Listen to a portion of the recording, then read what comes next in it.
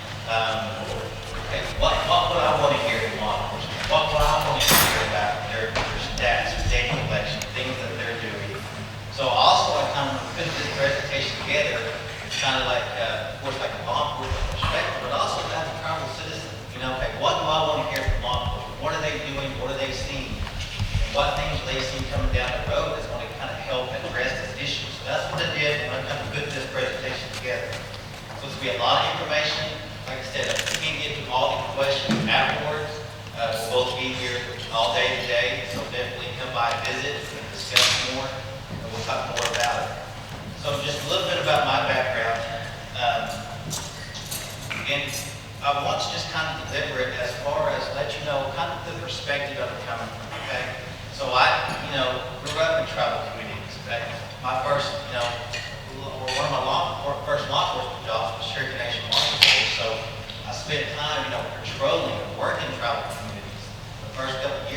totally did. Later moved to as an investigator. So I got to meet great people in the communities. And in turn, come professionally, I got to see how to deal with a lot of bad things. It comes along with that. So that's kind of where my perspective comes from. Later on, from the Church Nation Park Service, worked for Church Nation businesses for a while, and then ultimately to the OSCI. Spent probably about 11 years over in major crimes investigations. Same way with Agent Haskowski. So spent a little time working, homicide, officer-involved shootings, suspicious death, missing persons.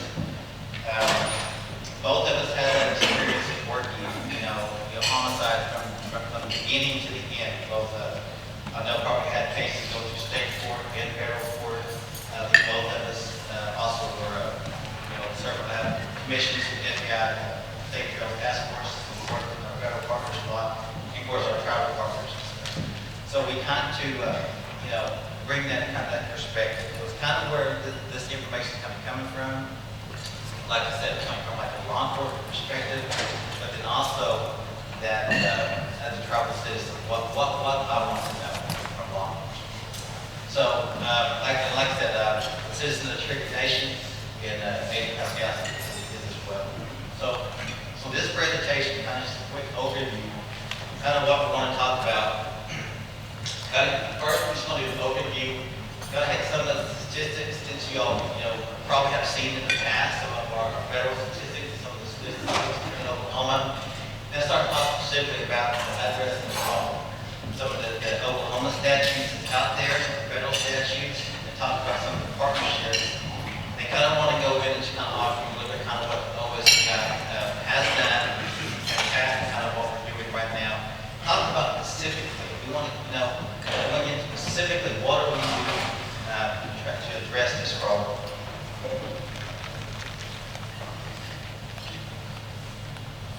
All right, so when I put this presentation, I just did this presentation earlier this week for the OSBI Forensic Science Academy. So in that, we have a lot of, there was audience members, some from attorneys, investigators, who didn't know what MMIP was or didn't have a lot of experience or knowledge in that. So this presentation kind of starts from the base level, kind of works up. So this is just a quick background. Here kind of our indigenous population. Here in Oklahoma, we know we have a rich tribal heritage, rich tribal background, home to 38 tribes, and you kind of see where our population is in Oklahoma. We have a high indigenous population, and of course, out north. When I talk about perspectives and talk about kind of examples and stuff, just like Josh, we work with I served as a tribal liaison, officer liaison. But then also I did have the opportunity to serve on the Federal Commission, the Non-Invisible Act Commission, as a commissioner about a year and a half. And so I'll give you some kind of examples, the kind of information that we've heard from some of those site hearings I was present at here in New Mexico, in Arizona, in Minnesota, and of course here in Oklahoma. So when I give you some examples, it'll be not only what's happening here in Oklahoma, but also kind of what we're seeing across the nation. Okay. So here's a map from the BIA. You guys, some of you may have seen that before. Just kind of another breakdown as far as some of our fairly recognized tribes across the country. Here in Oklahoma, and of course out west, north, other areas. And of course, we have so many, tribal members up in Alaska as well.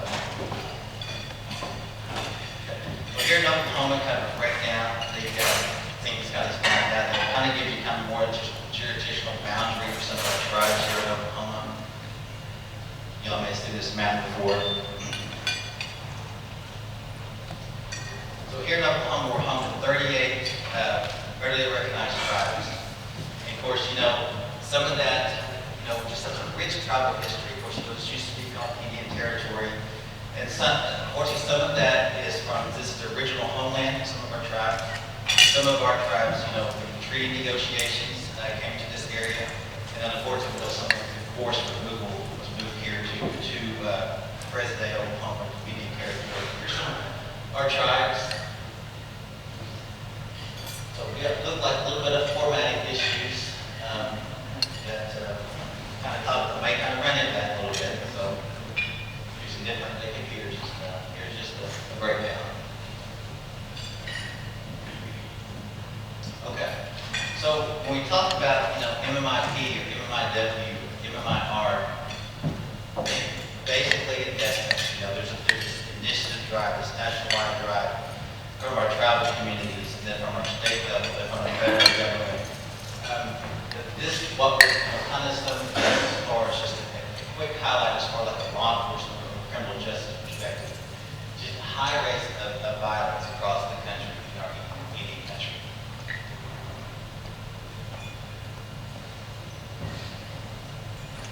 I won't read these verbatim.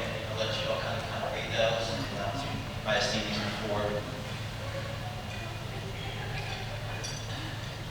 We know, as documented, the stat shows it's the highest violence rates in the country.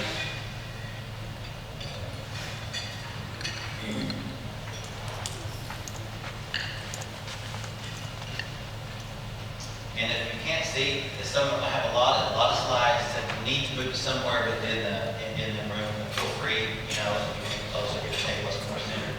I try to make it look good, so that way you can kind of see it well.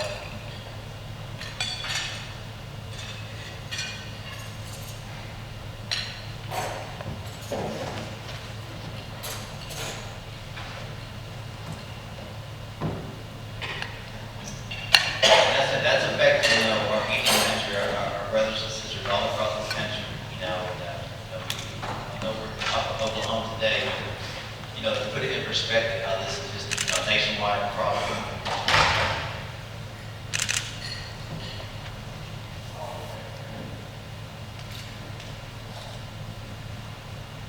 I think I heard this definition 10 times higher than the national average.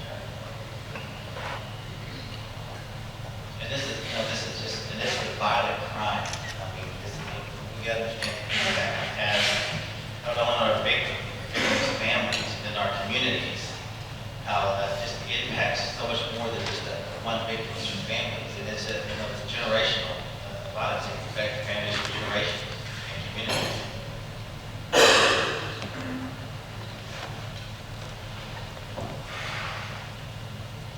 The same way we understand that also this violent crime also affects the male parts of our female.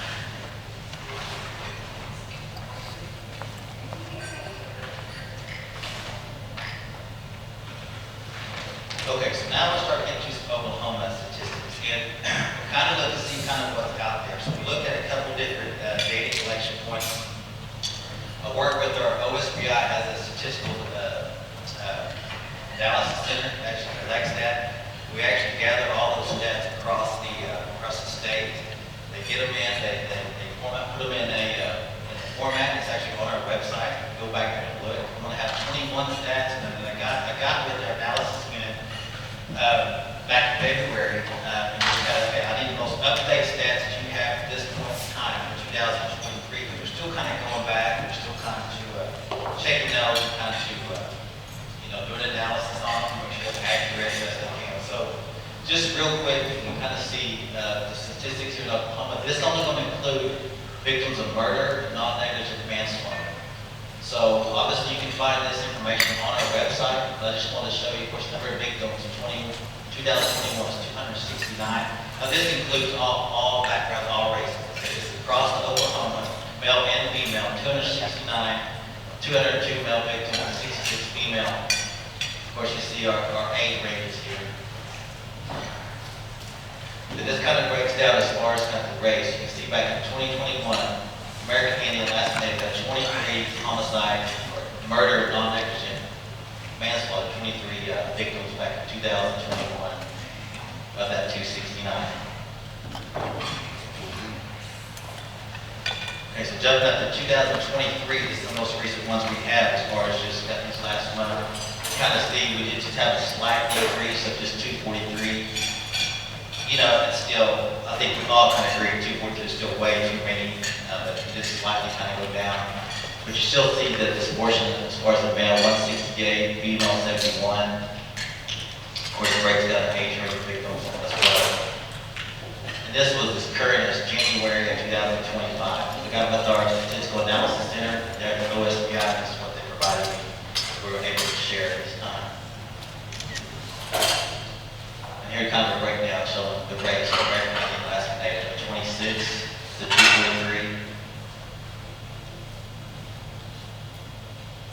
like I said, these reports are on our website, and they're for you. I mean, that's what I kind of want to kind of let you know that message of the OSBI. I mean, we're created and, to serve, law enforcement and the citizens of Oklahoma. So that's what we do. We do a lot of different components, and one of those is included data analysis. All right, so this report came out just about a month ago, and it caught my attention. Even though I know we're talking about addressing MMIP, violent crime in general is a problem. And so at times I want to hit on some stats as far as talking about domestic violence, talk about sexual assault, and then because we've seen some of our cases, and you may have that experience. Sometimes those can be precursors to domestic violence, homicides, intimate partner homicides, receiver aggression. So it may start as far as domestic violence in the household. You see sexual assault. Because unfortunately, it's been determined a lot of the offenders who are capable of committing domestic violence against their partner, and also their family. That domestic violence also includes, brother versus brother, brother versus dad inside the home. But those kind of lead up to ultimately can end in a homicide. This report came out, and I just want to kind of hit some highlights on this. It's also out there on the website and out there on the internet. But things jumped out to me, and it's still kind of disheartening because basically the stats are going the wrong direction than where we want them to. So in 2024, this is last year, we're looking at 122 domestic violence-related homicides.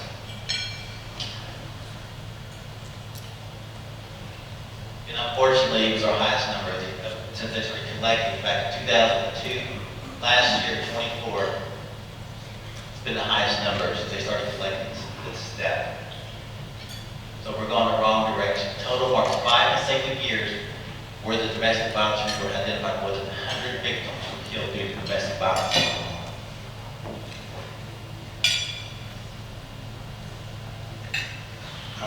Just kind of more of a breakdown, just showing you the average. It's still going. We're going in the wrong direction. Then I got asked this question in the last of the Forensic Science Academy. He said, well, did COVID play into this? And I said, well, it most likely probably did. There did be more additional research into that as far as how the COVID pandemic did affect these. But like we discussed, it was already going in the wrong direction prior to COVID. But I'm sure that there were more due because we know how interaction is kind of limited to being at home a lot more than out and about. So here's another, when we talk about IPAs, intimate partner homicides, that's going to be somebody who actually has a partnership in a relationship with, because we've got to remember, domestic can also include brother on brother, dad versus brother, but then also this report breaks down intimate partner homicides also. Of course, we can see women obviously make the vast majority of these victims, while the killers were almost exclusively men. This is also not a good stat. It's lined with the national research placing Oklahoma as second in the nation for women being murdered by men in a single victim, single offender incidents. This is not good. Oklahoma consistently ranks in the top 10 states for women being murdered by men.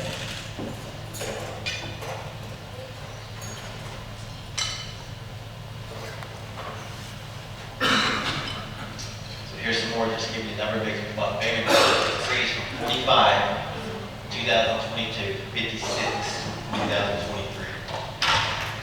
Continuing the trend of increasing. You can see even our last 5 years are higher than the previous 5 years. This is unfortunately another thing that we're seeing as far as the increase. You kind of see this on the news. Murder suicides has kind of been on the rise in Oklahoma. Typically, includes, I can think of several incidents pretty quick, that we've seen that, unfortunately. And I think it's almost majority are committed by male. 93% of murder suicide incidents was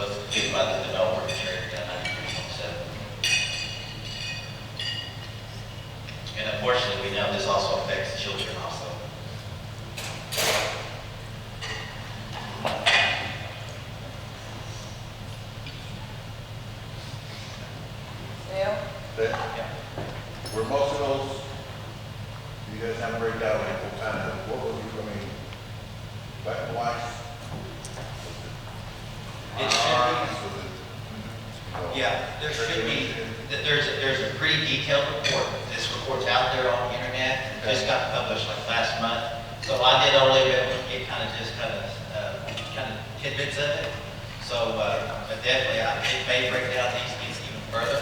It may go into race classification, age classification, and maybe even location across the state. So it's a good question, and definitely something that we put in the next presentation. So I don't know right off the top, but definitely this report is out there. It's pretty extensive. As far as a lot of information on that. And then even if after we get that, I wouldn't have to pull it up on your net, we can look at it together. And I would say, yes, the mass majority of these instances are firearms. Do they like, so, this is incident department, right?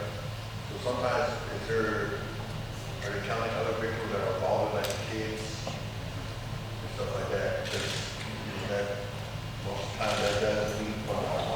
Right, Not yeah. that way, so, or like if there is a sword and there's a victim there that got shot while the individual walks into the, walk into the bank or walk into the store, shot, or shooting at his victim partner and end up killing another person. Does that happen? Yeah, you're correct. So I think the majority of these stats actually include like children that live in the home. Yeah. But there actually is a stat. I thought it was on there talking about the consequences of like bystander. Yeah. This young bystander also in the crossfire, also at high pitch. So if you're looking maybe, would it also include like maybe if the child had a friend that was staying over, they would also be like a victim of that. I think we ran into that. Well, I can think of a few instances of friends up there. In 2023, there were several that summer that was all kind of what we kind of call family violation cases.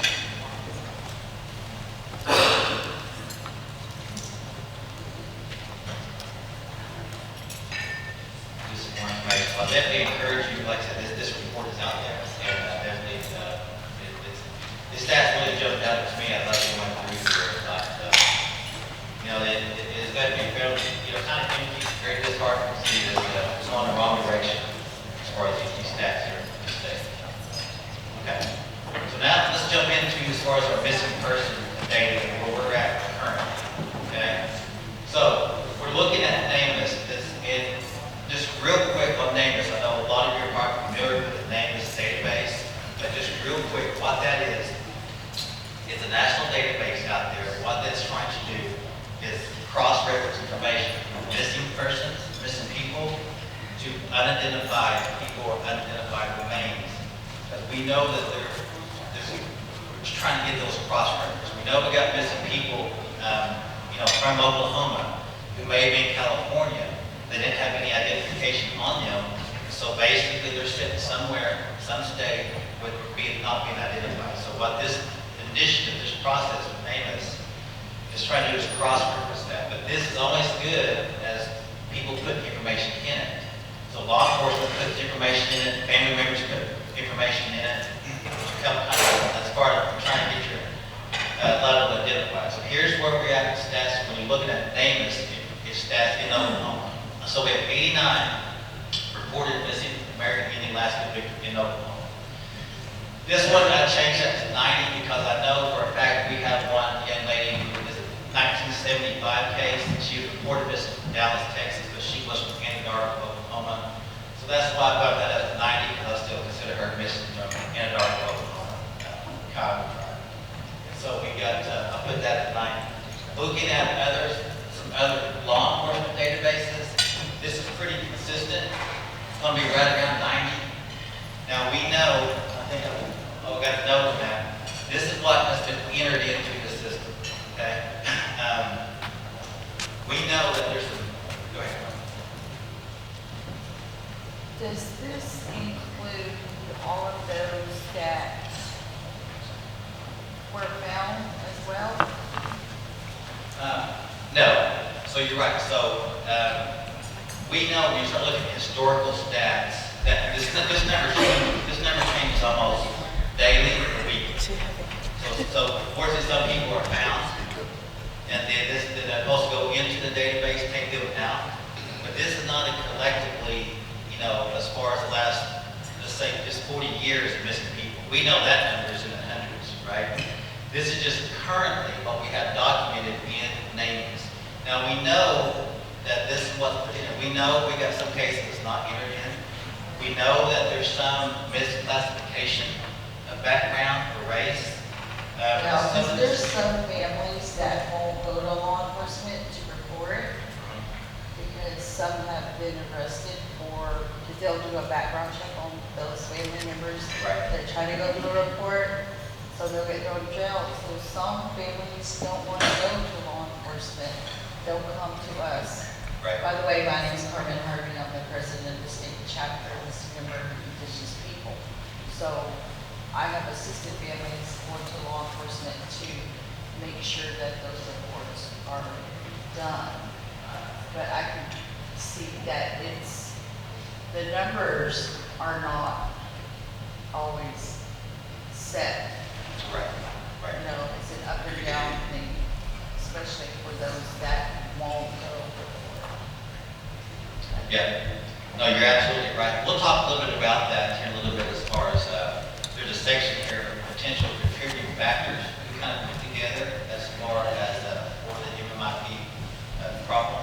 But you're right, and this is a living database, this changes. So we know that this number will likely, it will be higher.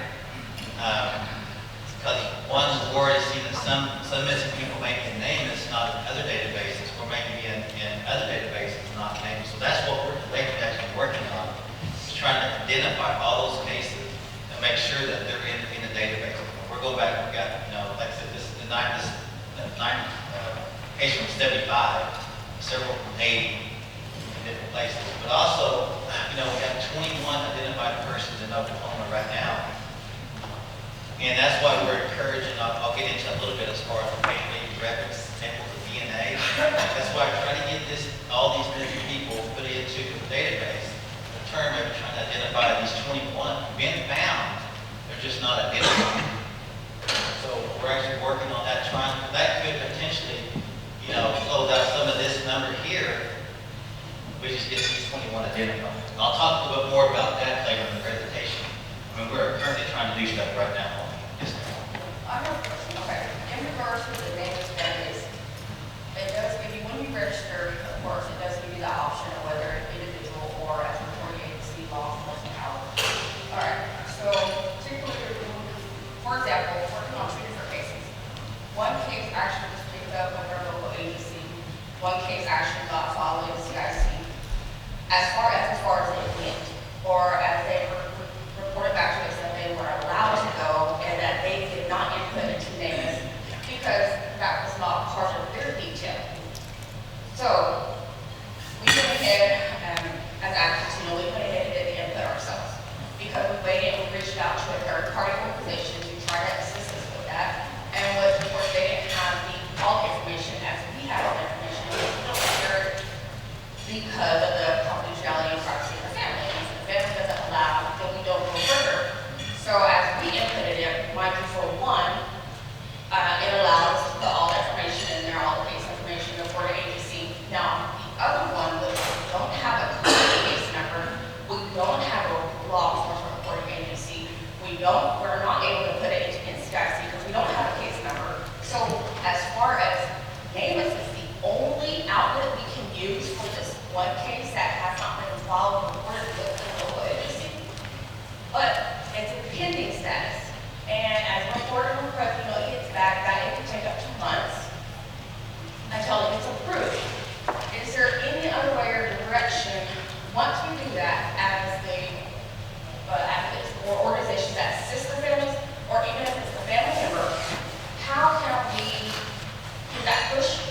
Or what do we need to do in order? Because for one, we got case numbers, which is good on one case, but this other case, we have 0 numbers. And a lot of times, individuals or those that want to work with us, they'll ask us what's the case number. If we have organizations that want to help us, they'll ask us the case number. If we don't have a case number, of course, on the flyer, we have to word it as a different status, as a bonus, or if, you know, people look out, and they'll always ask, or they won't even get shared.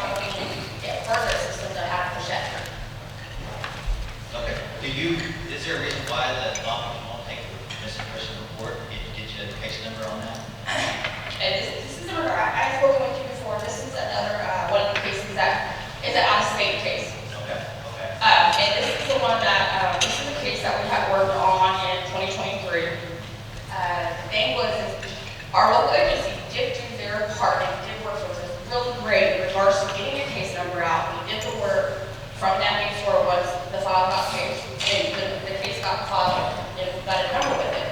It went into NCIC as of that day. As far as names, it went into within that week's process. The thing is when she was located, it was located in a whole different state by incarceration.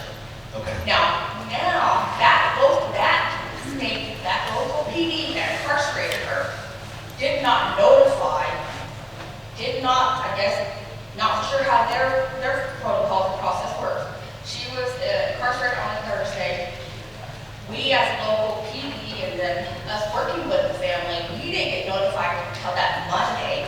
By that time, she was already released, but we didn't know, it didn't give us time to go travel down or tell the family to go, while she was really more or less right now, that she was still missing. When we tried to refile, and in this process, that first time, I literally was told I have to be step foot in the state, in the town of Albuquerque, in order to file a basic report. I couldn't call, I couldn't email, I literally had to stand in Albuquerque to do this. Mind you, I'm having to do it again because she was incarcerated once again after I refiled in New Mexico. I'm fixing to go down as of Monday to do the same process and push again, let alone. Okay. Yeah, I definitely see what you're saying. So we can visit with you about that and give you some information on that. But you're right.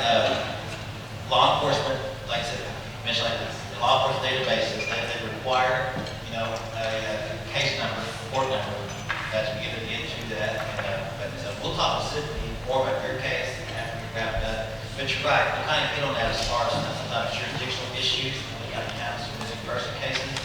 It's not just simply about Indian country jurisdictional issues. I mean, there's jurisdictional issues, just missing person cases in general. Kind of hit on that here in a minute. Special Agent, are you looking with the questions throughout your presentation, or do you? That's fine. That's fine. And like I said, if we can't get to them all, or after the presentation, we'll be here all day and just come visit with us and talk more about each specific issue.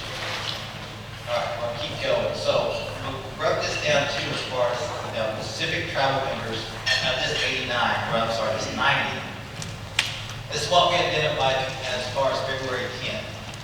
And this is actually something we could probably use y'all's help with, because I want to tell you here in just a minute. But one of the pushes that we're doing right now as our project is one, trying to get DNA from family members from our missing people into the NamUs database, but also dental records. Also, we're trying to get other information. But we're also, trying to find out where their travel member from. Because, we know in the recent court decisions in Oklahoma, jurisdictional issues and boundaries within Oklahoma, this comes into play as far as the investigating agency. Okay? So it can be an issue. So this is another thing we're trying to do right now is trying to identify this 90 travel members. And this is also subject to change.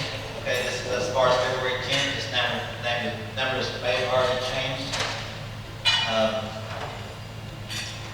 I know that we had some representatives from Otoe-Missouria at Ponca yesterday. We have recently identified an Otoe-Missouria tribal member just the last couple of months. It's missing 84.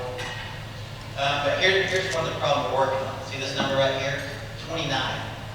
So out of this 90, 29, they're identified as being a Native American or Alaskan Native. We don't know what tribe they're from. So that's what we're trying to also work out and do. Roman checks through, once we get a name, we're trying to contact all the tribes. That's the process we have to do now. But it's always been that way. You got to reach out to each individual tribe, have to do a tribal Roman check to see if that missing person actually comes in. So we're trying to get these 29 right here identified. Of course, we know that, and some of these could be, of course, you recognize some of these are not just Oklahoma tribes. Go ahead. Do you, when you reach out to the tribe to ask them if this is a tribal member, do you also reach out to their law enforcement as well, or their DV services if they have them? Right. Right now, what we're trying to do right now, we're working with our analysts tribal north right now, just So trying to you're find. just reaching out to the membership? Yeah, to the road services, once we get that, and that's what we'll try to do, once we can find out what tribe and they are, then we can pass that information on to the tribal police department. And hey, you know, if you're had a report about this, trying to, you know, honestly, see who's investigating this case, and it may already be, you know, a different agency, because they may have been, example, just to put, you know, from the Otoe-Missouria tribe, maybe went missing in Oklahoma City, or, you know, someplace Tulsa, something like that. So maybe they may be actually investigating the case. And maybe they have information that they are a Native American, but that's maybe something when they took that report, told them that. But, you know, we'll have to try to find out exactly which tribe they are. That way we get the information back to the tribe and also back to the tribal police department and tribal prosecutor's office. So this is an ongoing project as we speak. And like I said, we do know we got some that, I have just one follow-up. Okay. Do you have a tribal liaison within the OSBI? well, that's kind of what me and Agent Pascalski does. And then we also have Annalise who actually takes care of a lot of this for us. And we're also working with Oklahoma Medical Examiner's Office with this. They're also the ones that kind of, Angela Berg, anthropologist, emergency anthropologist with the Chief Medical Examiner's Office. She's kind of one of our, I'll say our key holders with the NAMUS database. And so we work with her too to try to identify a lot of this information. So we have analysts who kind of work out a lot of it. But in turn, but we also act as liaison also. Is there a possibility that the unknown, if you're like to qualify the thing from each of those tribes, that and you're going off of tribal employment, is there a possibility that some of those unknowns are part of those other tribes, but they're just not tribal employees, citizens, or members? Could be, and also could be United States tribes also. You know, they could be, you know, just like as far as Oklahoma tribal members travel outside of Oklahoma. Likewise, I'm sure we have tribal members from New Mexico, Arizona, North Dakota, South Dakota, they come to Oklahoma, and they just don't know what, other than being identified as a Native American or American Indian, just don't know which tribe they're actually really. We do. Also, the unknowns, we, in research, we know that a lot of the unknowns are in urban areas where police often don't have the context for how Native people from the states are now, with the latest census stating that about 80% of Native people live in urban areas. We know also that NAMUS, there were some researchers that just published a paper on specifically Native women who are in NAMUS are about 240% more likely to remain unidentified. Yeah. So that means urban jurisdictions are not identifying the remains of Indigenous. Yeah, and then of course, you know, a lot of like police reporting, that's just not a question to ask. You know, initially, they may just have that box trying to identify the race, but obviously that next step is obviously, you know, for whatever reason, they might have that question, what member they tried, which could, you know, definitely be helpful, because then you start looking as far as, you know, I think everybody understands if you're a tribal member, you have connection to your tribe, you know, tribal services. Your family that also could come into play and develop potential evidence, you know, start to locate that person. So that's why we think it's important. A little variety of reasons. One of the tribe needs to know, but also there could be potentially some information there that we can use as far as what missing person investigations. How do these people classify if they're dually enrolled? How do you file those? Yeah, right. So I think we do have one that we have maybe a dual enrollment here. And so we do know that there are that are dual enrolled, and we would just acknowledge by both tribes, you know, if they are put it on there, just like this person, Chickasaw and So like I said, that's where we're at now. And like I said, I put this note down here. These cases are listed in names. This list does not include all unresolved missing persons in Oklahoma. This is just where we're at as far as February 10th. This number's changed, goes up, so that's why I just want to let you know that this is constantly move the number there. All right, so we're looking across all missing person data in Oklahoma. So as February 12th, a total of 690, that's all race classifications in Oklahoma, 690. The 90 missing American Indian, Alaska Native person count approximately 13% of the missing person cases of the 690. We know this number 2 also is subject to change. I mean, because we, information, just like here, this is only reported cases. So this is the only case that's been reported that they missed. And the case where the missing person was reported as American Indian or Alaska Native. This number is subject to change.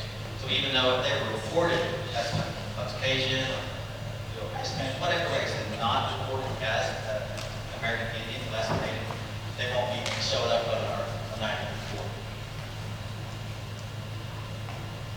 Okay, so when we're talking about contributing factors, okay, there's a lot more research needs to be done in this. There's current research taking place. And so there's not, I think, we all understand there's not just one factor, one variable that can be pointed at. Not only when you talk about law enforcement or criminal justice, there's so many other different aspects. I think we all understand that. There's social services, health services, education services.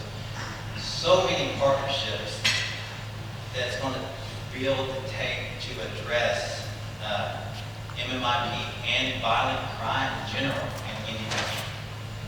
Yes, sir. I think the other thing is that if it all comes from law enforcement, but most of the time it's the initial report, side of the family. So, with here in the state of Oklahoma, state of Oklahoma, officers are mandated to take care of the training. So we have missing murder as part of that deal. But it doesn't say, with the east side being the way it is, and how most of the officers are cross-deputized or ESO bureau, they need to understand the culture of that part too, especially the person that they have to deal with. And I think, like you said, it's mandated now by clean, I think it's now, right? Yep. It is, just like sexual assault. Yep. And stuff like that. Yep. It's just- And I actually got a slide for that also. Maybe we'll talk about that. All right. That's right. And also, the local law enforcement in Oklahoma, it is required by fleet, but they just watch a video. I understand. So they really need to get the hands-on understanding Go to the academy. of exactly Yeah. what this is about. Yeah, and you're 100% right. That's something we talked about. Us training, outreach, education is something that we're definitely involved in, and I kind of get on that here in a minute. Not only like the awareness events and informational events, but also we're actually training law enforcement too. And some of those factors are failure to take a complete report, and definitely, so that problem's been identified, so they're trying to take the steps to get that corrected. I kind of hit on that here in just a minute. So when I start talking about contributing factors, this is, like I said, it's not to be just one thing, saying, okay, this, and not every missing person case is going to have these. These are just an idea. These are just, things that we've heard from victims' families, from law enforcement in Oklahoma, and also other parts of the country. So it's not exclusive to Oklahoma, it's not exclusive to one case, so I just want you to know that. These are just some of the things that we identified, some things we've heard that come into play, or a reason why we have maybe long-term or co-case missing person cases. Okay? So one, multiple confusing jurisdictions. It's not just about being in the country versus not. Okay? I understand that. That can come into play in some parts of the country. But also just missing person cases in general. There's still at times that, so there's a discussion. If a person goes missing, do they reported missing in their home jurisdiction? Are they reported missing in the last known city or town that they were in? So those discussions take place amongst law enforcement and family. So I'm not going to say this is the sole deal, but it comes up, okay? And so just for instance, with, I helped a case a couple years ago, family here in Oklahoma, and they're missing daughter, adult, was up in the Great Lake metropolitan area. I haven't heard from her, called up there, wanted to make a missing person report.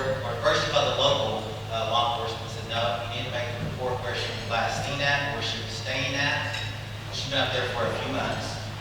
And so they tried to make contact over there with that major metropolitan city, and like, of course, we understand they're busy, it's not an excuse, but that's what they told her. So, well, you gotta come up here to make the report. You know, so, you know, you gotta come up here, sign these reports, you gotta come up here 1,000 miles to come make this report. So we kind of stepped in, kind of helped make a kind of liaison between that. But I was able to make contact with the state police up there, told them what we had. So basically, they sent the report down here. I went to the house, took the report from the family with all the complete information, biographic information, signed the right forms, sent it up there to the state police. They put them in the missing person database up there, the law enforcement database.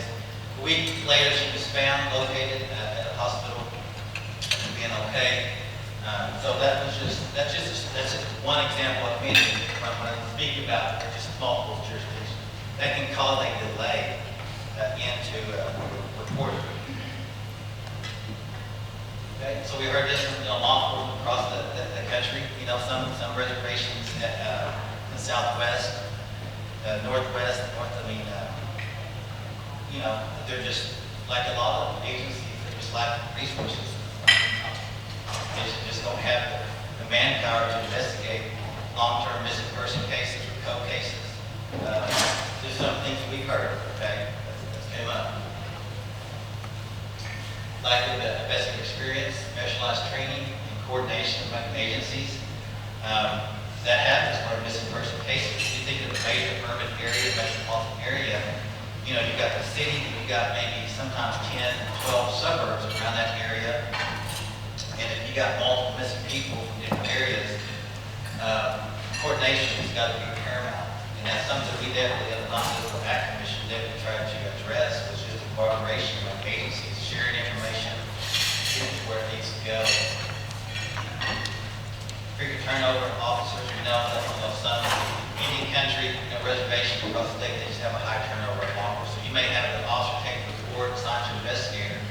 Well, just a few months later, that investigator may be reassigned, may leave, and in turn, that case report is handed to many different officers along the way. Like I said, it's not all exclusive. It's just some of the things that came up that we classify as potential contributing factors. Like I said, a lot more research needs identified into this. And this is just coming from a law enforcement perspective, okay? There's a lot more to these cases, but this is a law enforcement perspective.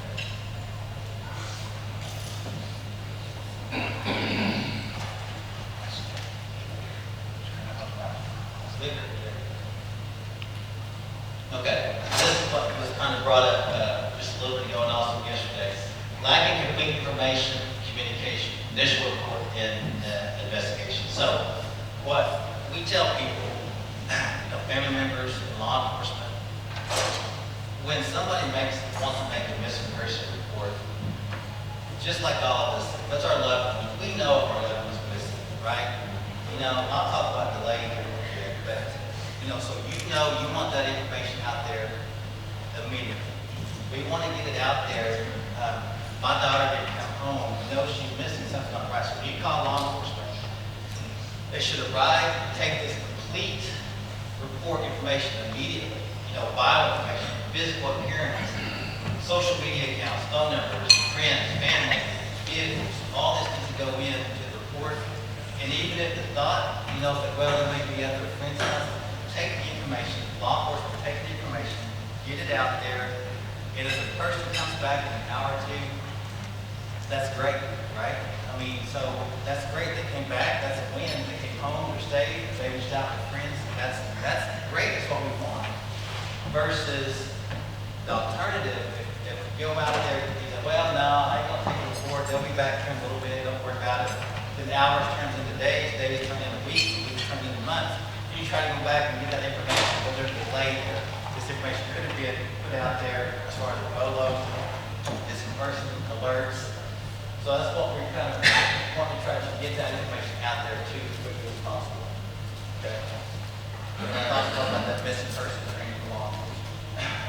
Lack of just databases, lack of evidence in cases, lack of data that got different data. Okay. So some other contributing factor, delay in reporting. It can be difficult if a has a missing individual, you know, an adult per se, and they don't, you know, whether they're missing for a couple months, they're missing for 6 months, you know, for whatever reason, they don't want to report them, but the delay in reporting causing problems for investigators. And cooperative, unwilling to provide information. Well, my brother's missing, my brother Billy's missing. Well, tell me about it. No, I ain't gonna tell you guys anything. You know, you go figure it out. So he hasn't been home in 30 days, law enforcement, you go figure it out. Well, law enforcement needs the information, right? Sorry, I can't get that. Needs the information. So if we're not getting the information, or being uncooperative, unwilling to provide information, you know, that causes a hindrance to the investigation. Okay? If family members don't want to cooperate, provide information, it causes a problem. Fear reporting. Carmen came out just a little bit ago. Sometimes family members can be a distrust of law enforcement. The family member may have warrants. The family member may be viewed as suspect. So if this fear reporting causes delay in reporting, and then court tendencies, you know, during that time, we've seen witnesses, you can lose witnesses, you can lose evidence, you can lose surveillance video. All these compound into a hindrance into an investigation. You know, just, 4 hours, 24 hours, you start talking 30, 60 days, 6 months. A lot of that potential evidence that could have been out there, may be gone by this time. And also mobile transit. Lifestyle, like I said, is not a crime for an adult to go missing. Now, with that said, as far as there's different kidnapped, or abductions, or filthy things. This is just an adult that just wants to live this lifestyle. Who may move around a lot. Maybe family members only maybe once a year from that person, maybe once a year, twice a year. And they can be just difficult to cause for missing person cases. Now I know just in the news not too long ago, the young lady who was on the news from Hawaii, that flew into LA, missed her flight for a connecting flight, and also the family was looking for her, it was on the news, multiple law enforcement agencies were involved in that. It turned out she chose to go out to Mexico, on her own, and then trying to come back, and that caused an issue. That's kind of examples I'm talking about. Sometimes a person doesn't want to be found. I mean, that's just, they want to leave, maybe they want to leave a domestic violence situation, maybe they just want to change, but, could be potential lack of communication there, but it could be problematic. But one of the biggest factors on here is just lack of communication between, we've heard that multiple times from family members, just not, just lack of information, not have that communication line with law enforcement. They just wanted an update on their case, calling just to where we're at, what's going on, and just having that communication, vice versa, both ways, is paramount to these cases. You've got to have that open dialogue, to share information, provide much information, law enforcement can give you an update on their cases. All right, so we're jumping into, my time is going quick. Just jump in here anytime. So we're going to talk about addressing MMIP real quick. So this is a problem that's being addressed in our communities, also our nation and our state. 2019 and 11 states were taken to address MMIP. Okay, these are some of the statutes I want you to kind of be familiar with. These are current and active. They were brought to address missing person cases in general. Okay, so Francine's Law, commonly known as Francine's Law 2019 case, Ida's Law 2021, and Casey versus 2023. So I know Ms. LaRenda Morgan, I think she's going to speak next, probably talk more about Ida's Law. But I just want to bring out some highlights of these three cases because they address missing person cases in Oklahoma specifically. All right, so Francine's Law was written from Francine Crossing was missing in 1981 from the Tulsa grocery store. Her remains were found 2 years later. It took more than 30 years before they were identified as Francine. Her killer had never been identified. So what did Francine's Law do? What was the problem in this? One, that we had a victim, and then we just have that cross-reference, like its name is, to get the person identified. So here's something pretty important. So once a person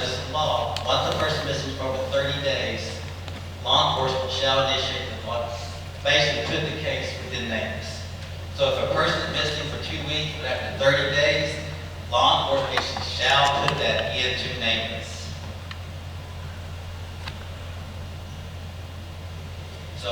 So that's still part we're trying to educate on Francine's law and also the name of the database. But in law, they have 30 days. If that person's still missing after 30 days, they're going to put it in the names. Another one. No Oklahoma law enforcement agency shall require a delay in the taking of a report of a missing person when reliable information has been provided to the law enforcement agency that the person is missing. Notice there's not a time frame. There's not a, well, they're missing for 24 hours. Well, they got to miss for 48 hours. If that's the case, that is an individual department policy, and we've seen that. But as far as the law, state law requires shall not require a delay. My personal perspective on that is, just like my family member, I know they're missing. Okay, they're not what they're supposed to be. They're missing. Shouldn't have to wait 24 hours to be able to make a report. That 24 hours is critical. And so it's a state law now. They must take the report. So if you hear that, well, Francine's law said they should not require delay. Okay.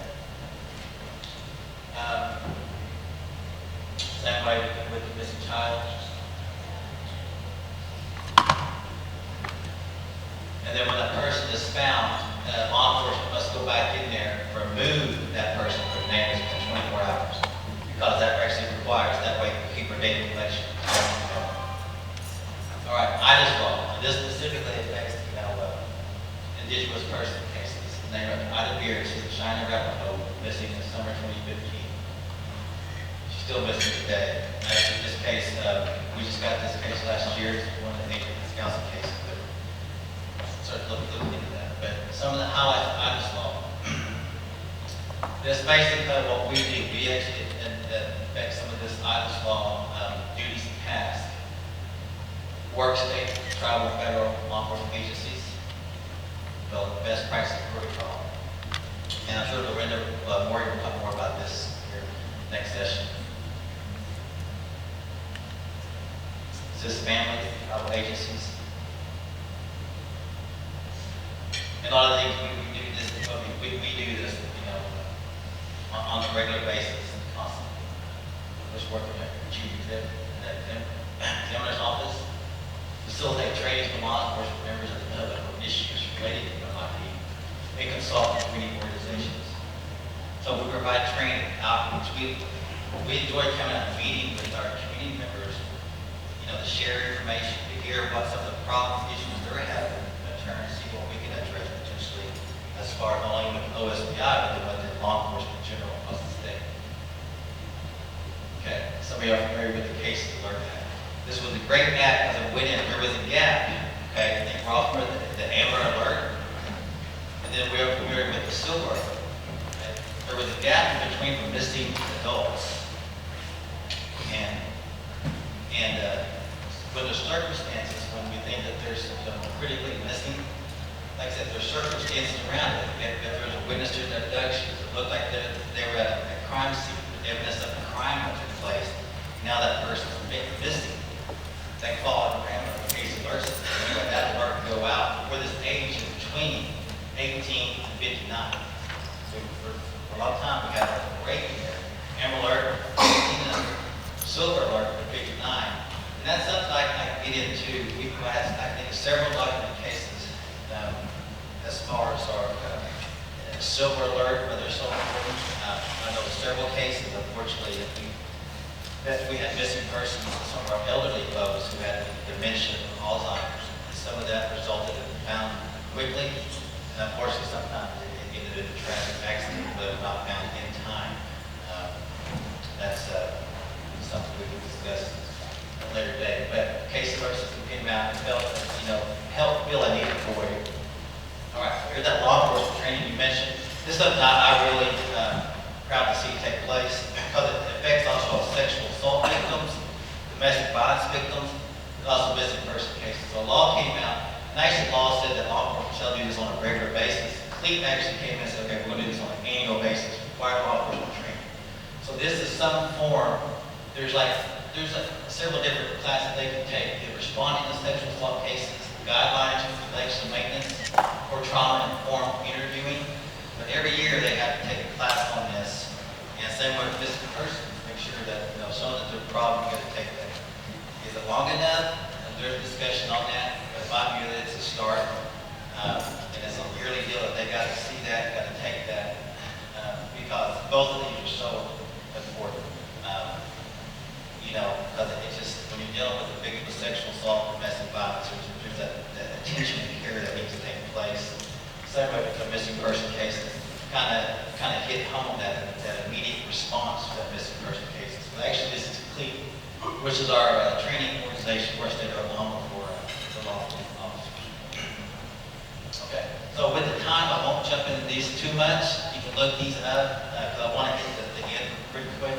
But some of these are some federal laws and orders out there. I think some of you are Operational Justice Advantage Act, Non-Physical Act, and Prudential Order. So I'm going to skim through these because of the long time constraint. But we can talk about them later. If you want to come visit, we'll talk more specifically about it. Or definitely have to look about up. There's definitely information out there. So we'll just kind of skim through them pretty quick. Okay, some of the federal partnerships we work within the state of Oklahoma to address MMIP. Western District Auto Use Training Offices have been great. They're great to work with. They understand the problem. They got to devote resources to it. We have networking groups. We have meetings together which identify the cases, see who's working on what case, see what cases can be done. These working group meetings and stuff has been great. We work with our federal law enforcement partners on cases that come about. We see who actually leads, who's working with all these agencies. And here's some more federal resources out there. Department of Justice, some of these websites. There's also Department of Justice when someone goes missing resource guide. Some information on all these websites. Okay, so some of our government tribal partners have been fantastic. They're also identifying the problems in the communities, assisting law enforcement prosecution with the investigators, enacting tribal legislation, supporting state and federal legislation to address the MMIP, and we're also looking for work with the state and local federal partners.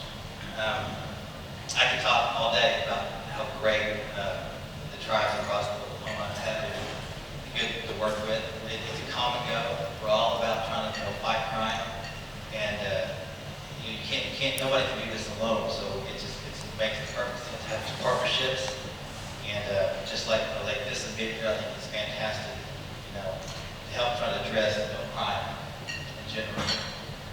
Private and non-profit organizations, there's some in here too, that'd be great. They care. They care about their communities. They care about their citizens. They care about their friends, their families. So they'd be great to work with. Also search teams, canine rescue teams. A lot of these do this with nonprofit. Come out, I know we're doing a search. Hey, we'll bring a dog out, get our dog, help search the area. And it is, for no expense at all. They want to help. It's been fantastic. Community awareness events, walks, and create awareness. It's been fantastic. And they support family, family members, and law enforcement. Education institution. This is really great too.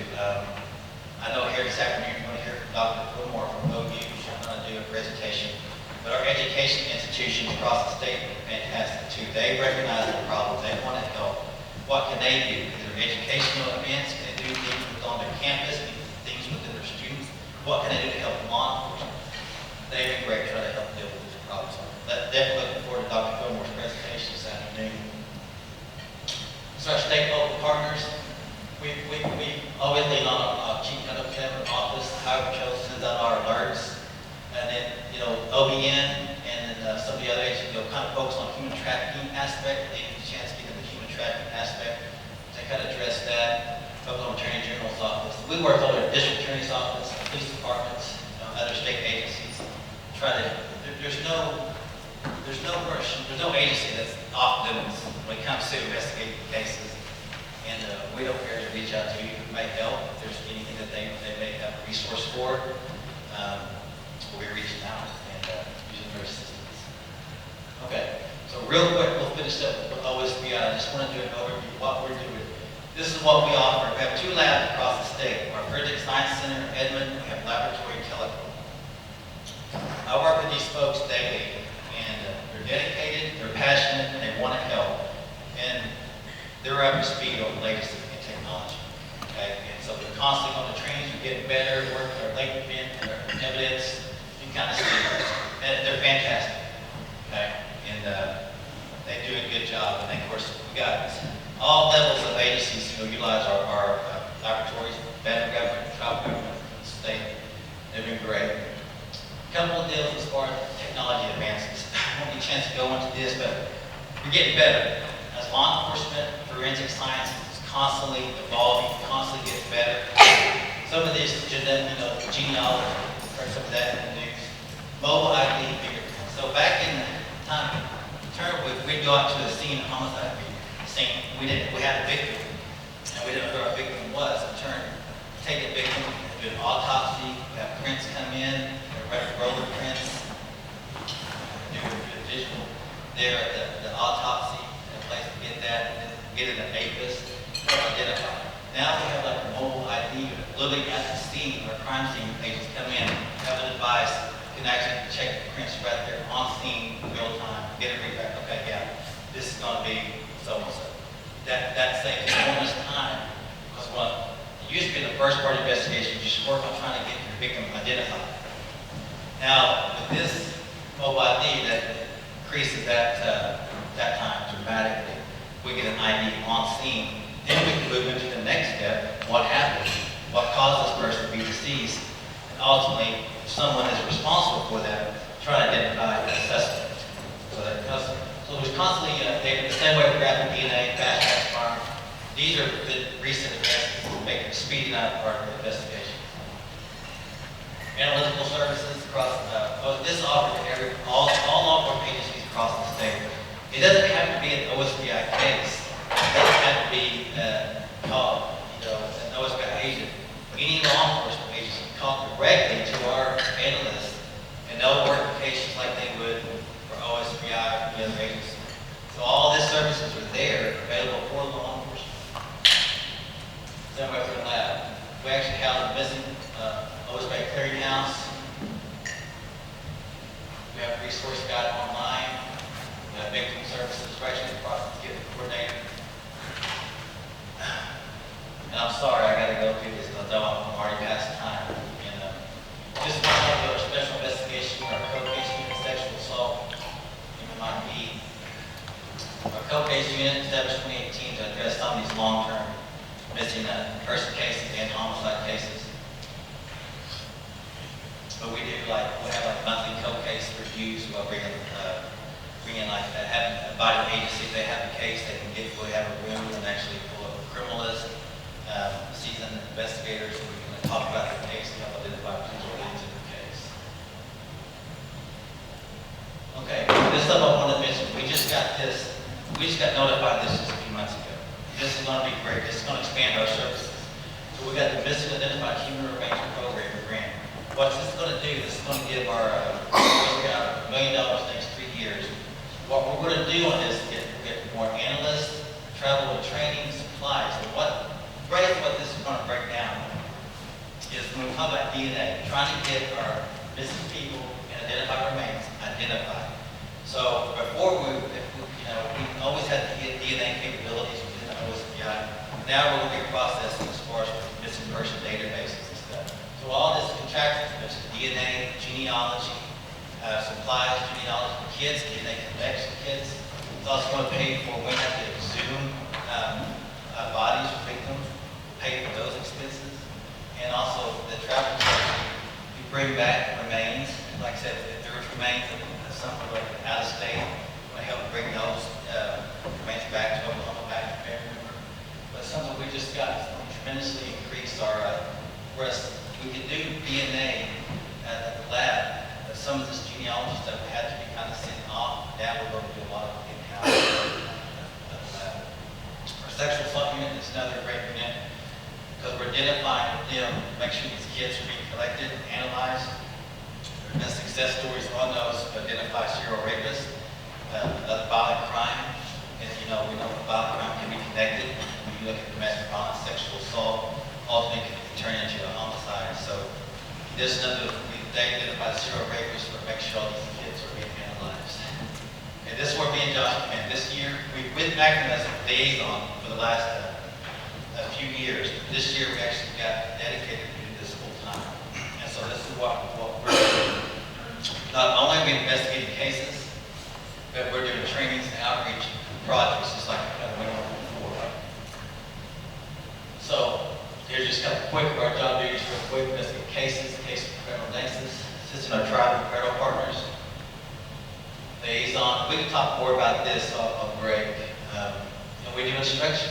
We provide training for law enforcement and the community and the public on different matters.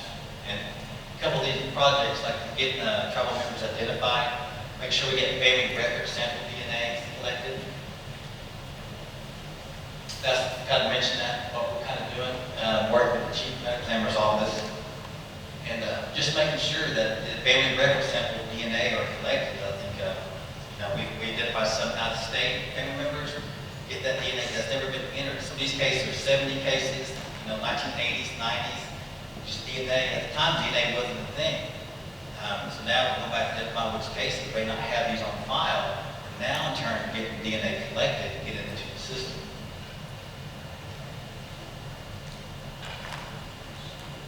Data collection has always been a big point.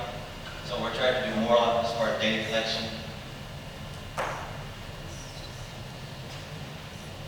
And then like training and outreach.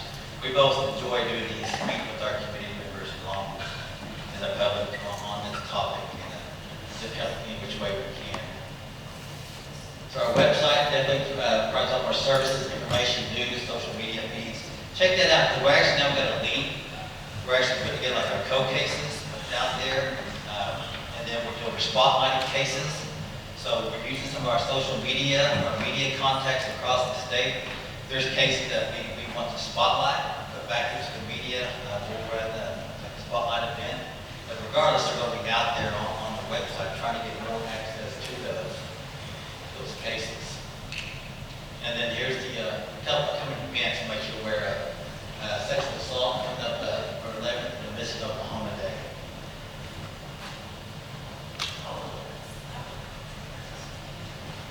Need a picture of that? Yeah, get a picture. Both these will be really great events. All these free. This one's bringing in like I think 2 or 3 speakers, national speakers coming in, talk about. There's an agenda out on our table, and I think that's very anticipated to talk with them.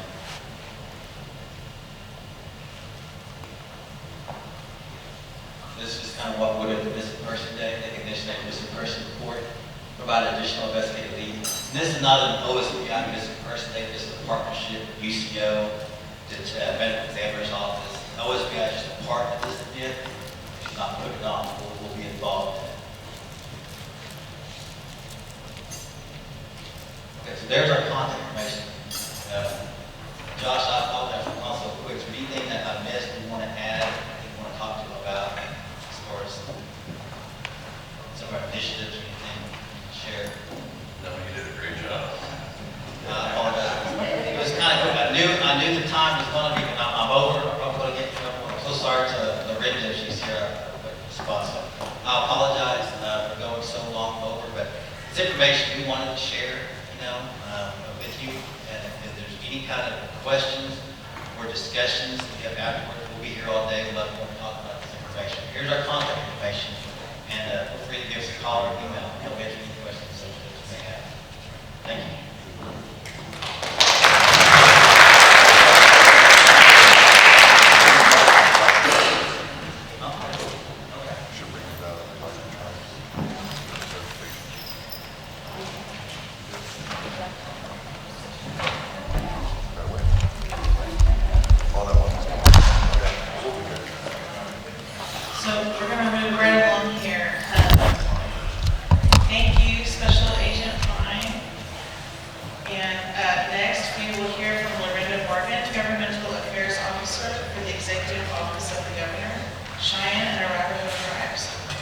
Discuss the importance of collaboration in addressing MMIP cases.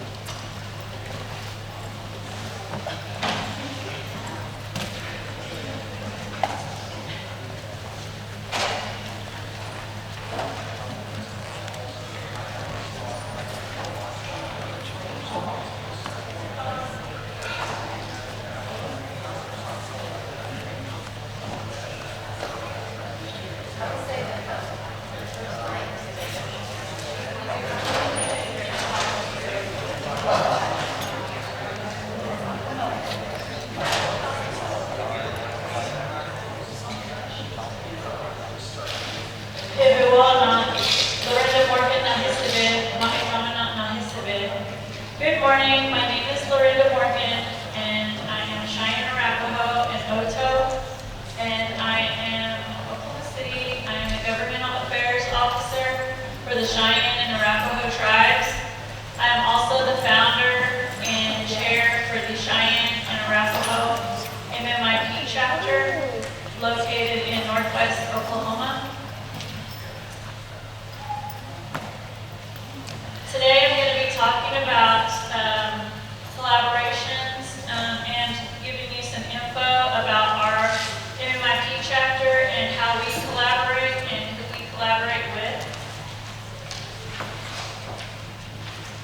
I want to begin by talking about how the Cheyenne Arapaho MMIP chapter was founded and why.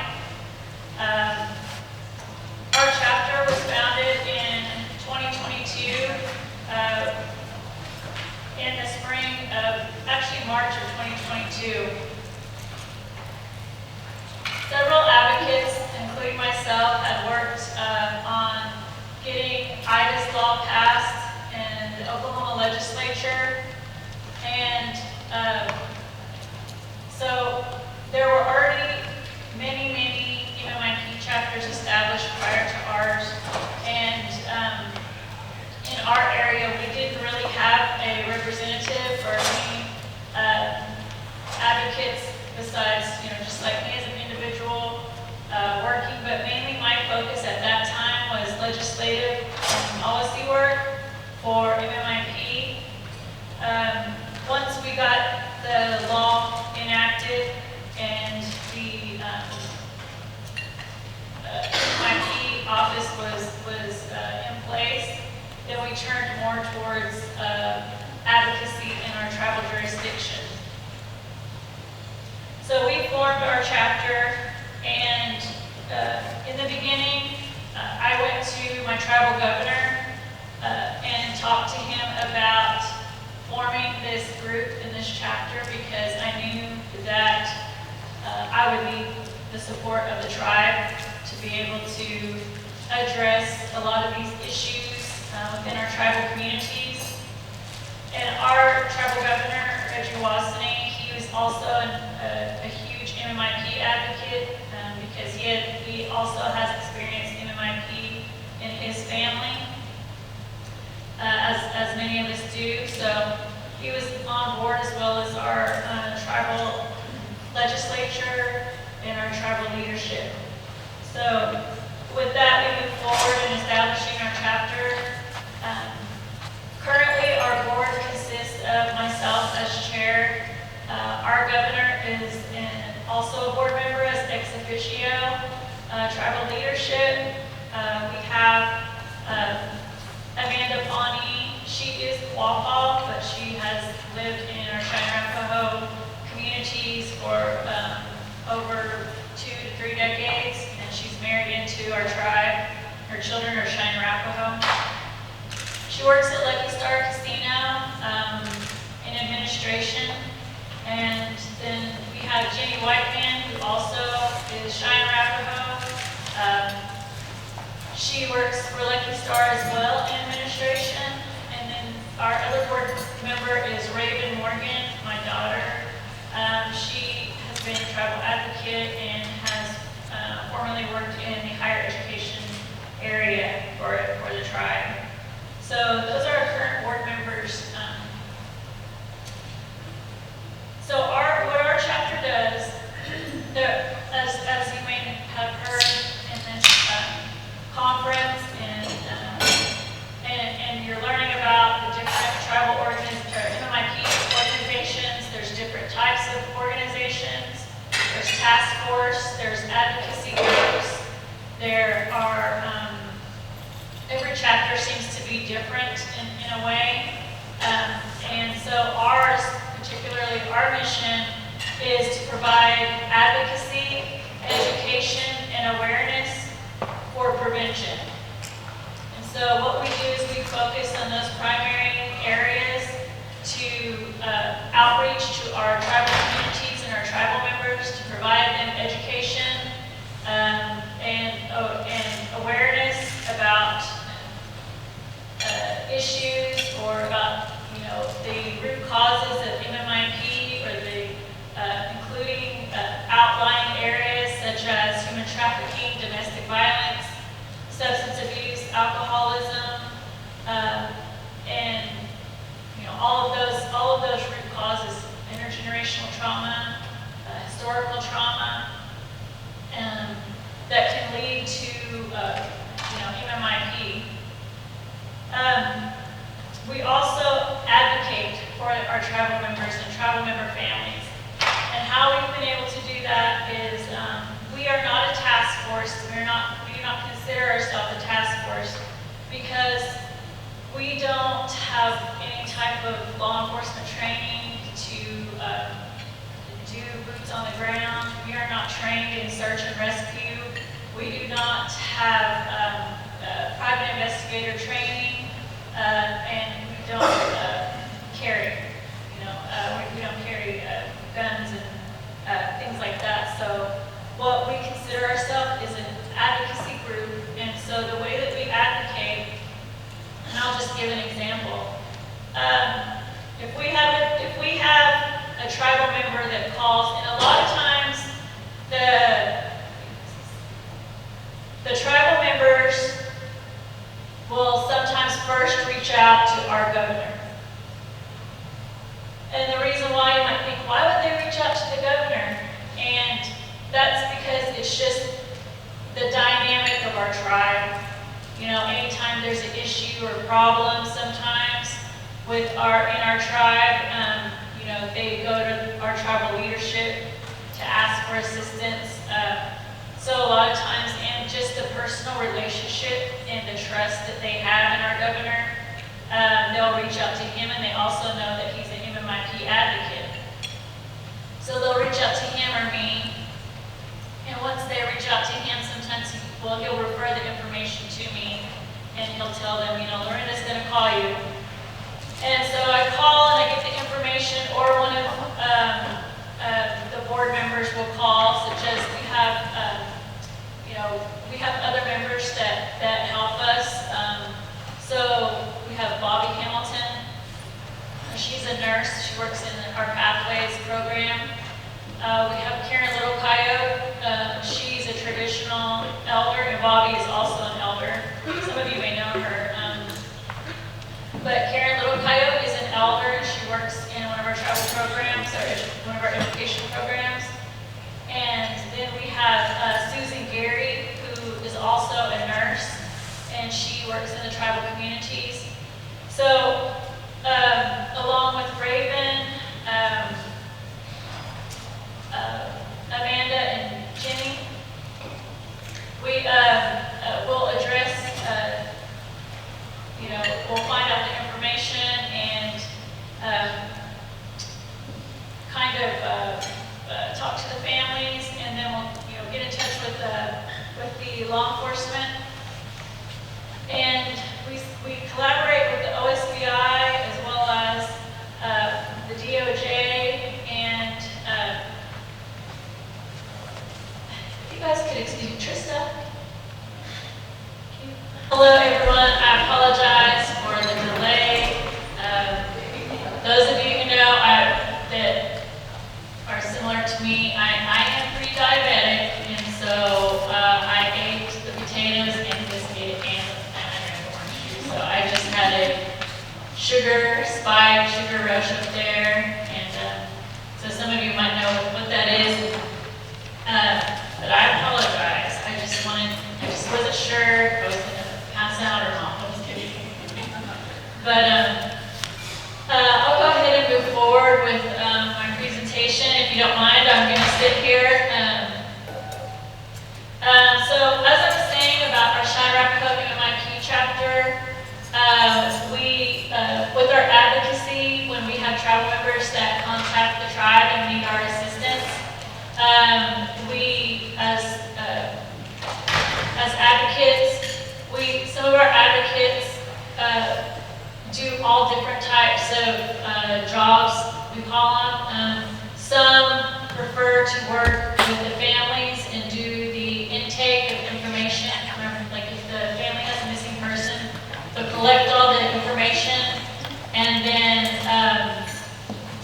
call those the, they, like our intake specialists. And then we have people that are called our analysts. And we have two people, and what they do is they immediately start looking up information on the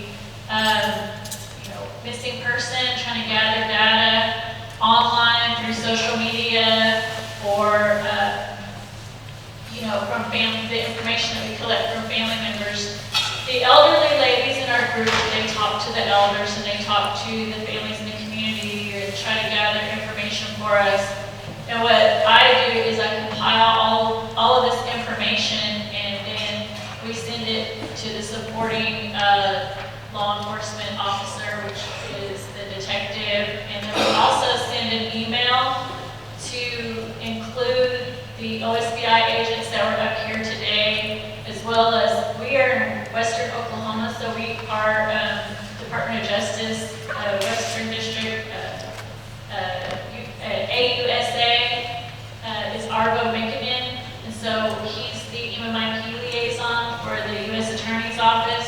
So we include him on the email, as well as our BIA law enforcement officers, the designated officers for our Southern Plains region.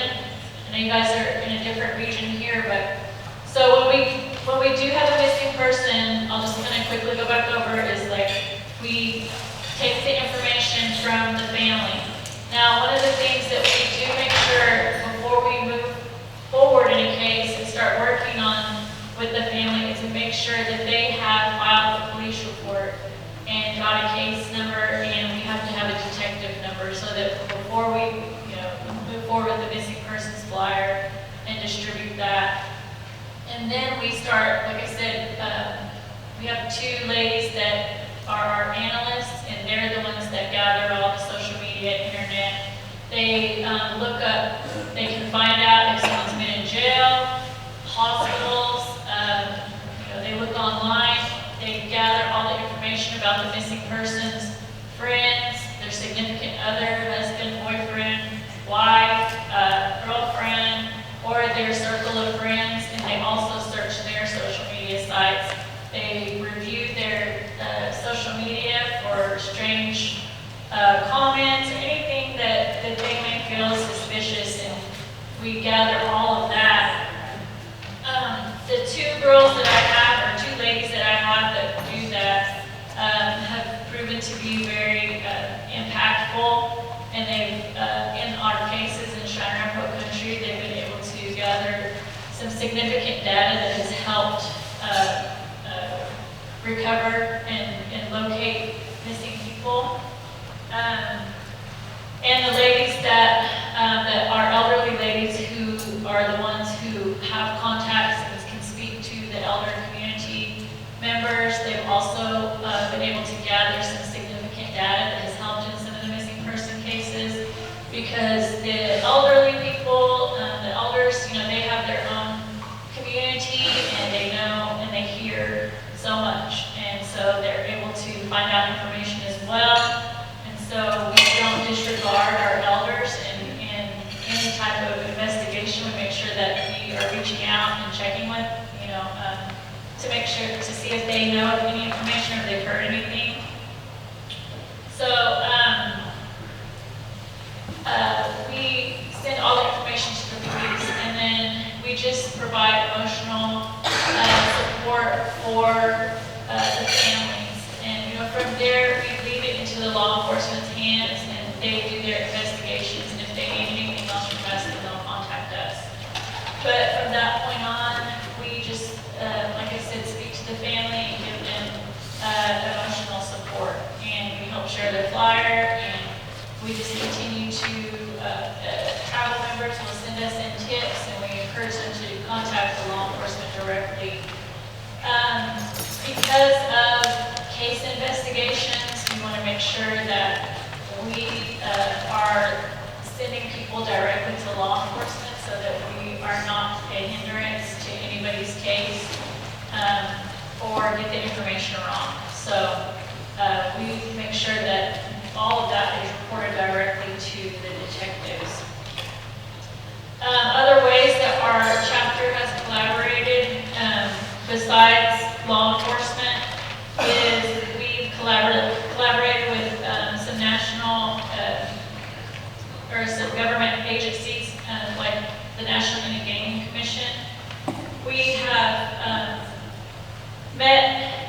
hosted NIGC in Concho. They came out to meet with us to talk about our MMIP work, our advocacy work, and prevention that we've done in our communities and within our areas around our casinos. Because, NIGC is the regulatory agency for, all the tribal casinos. And so, to make sure and ensure that all of the employees that are working in the casinos are aware of the signs of MMIP, which also includes human trafficking, domestic violence, and what to do in those cases, or if they see signs of these things in their casinos, and that would be like the surveillance, the security, or even the Players Club, all the employees that work in the casinos. They need to really know the signs of human trafficking, domestic violence, and know what to do. So NIGC came and met with us, and we talked to them and just collaborated, and we did a webinar for NIGC. We've done 2 with the National Indian Gaming Commission.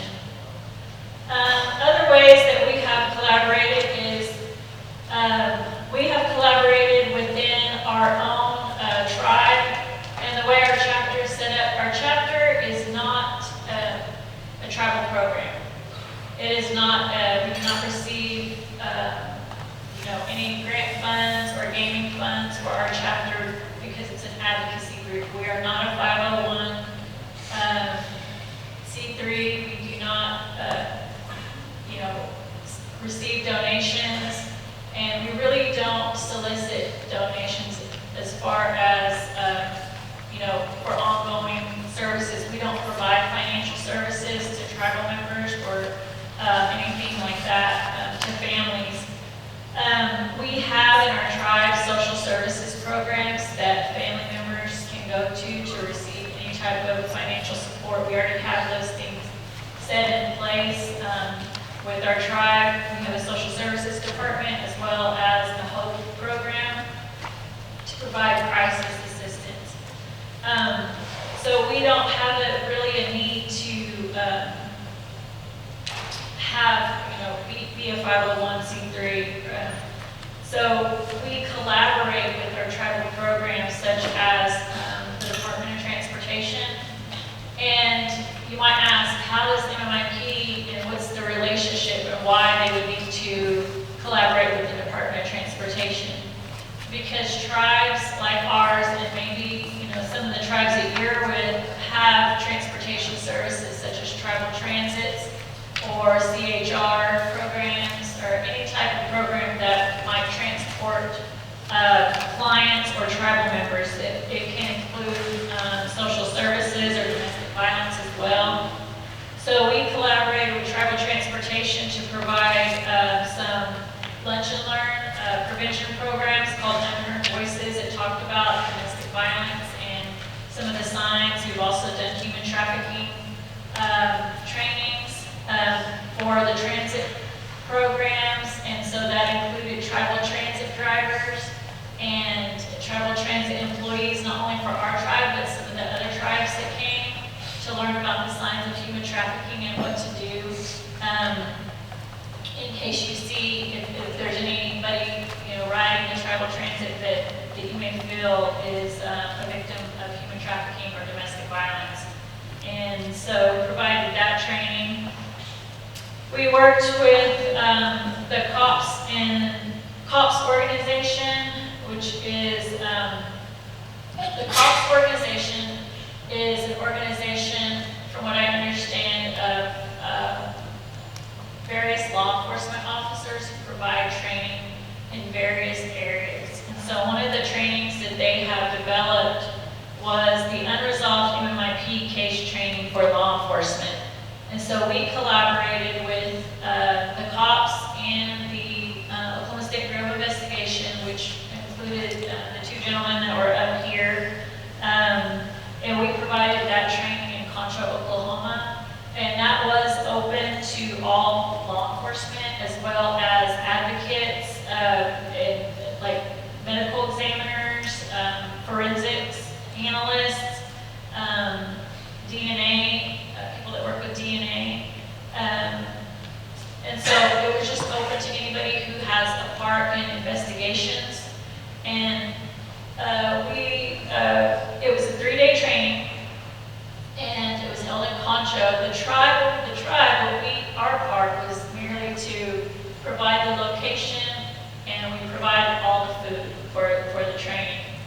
COPS organization and the OSBI did the actual training, and the officers received their CEUs for the year to go towards their yearly training requirements, and then they received their certificates. And we had participants not only from Oklahoma, and we had them from, we actually had K County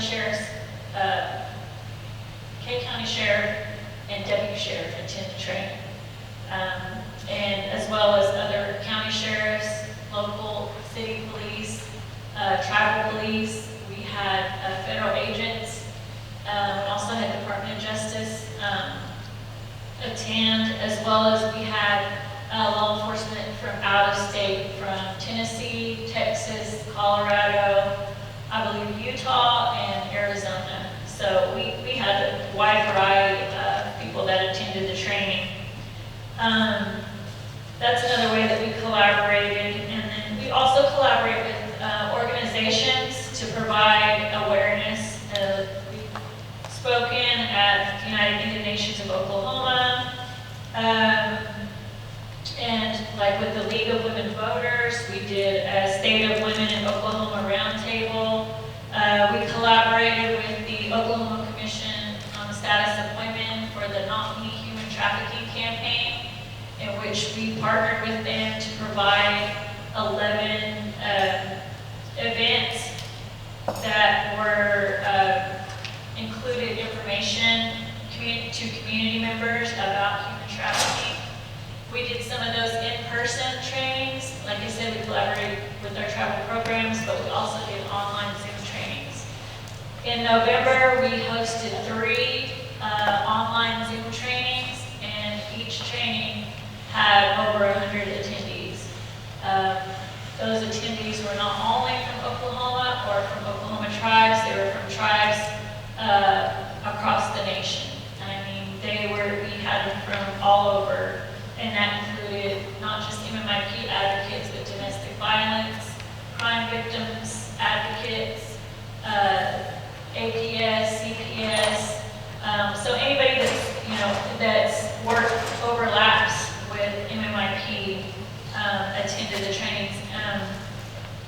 But we've had a request for more trainings. I just got a request this morning, as a matter of fact, asking when we would be providing more online trainings, because I think the lady said, you said in one of the trainings you were going to have more after January. When are you going to have? I was like, working on it. But so there is a vast need for trainings for those of you who are in MMIP organizations. That's something that I think a lot of people are looking for, is to learn more information. I know with other ways that we have collaborated was we have assisted in other tribes in setting up their tribal MMIP chapters. We assisted the Iowa tribe of Oklahoma. We actually currently just recently helped the Quapaw Nation. We have assisted some groups in California with just providing information and sharing our setup of how we operate with Cheyenne Arapaho. We've also done community collaborations with various organizations and also other MMIP chapters. We have done these collaborations in gathering data and investigating cases with other MMIP chapters. We worked with victim services in our tribe. We have a social service program and victim services advocates that are here today. So we collaborate. Stand up, all of you, stand up. Think about it. There's the Cheyenne Arapaho Victim Services.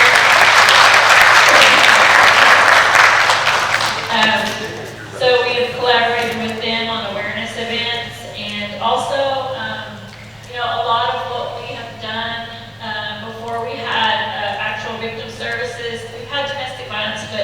before we actually had like crime victims advocates, our MMIP chapter has done a lot of the victim services also for crime victims.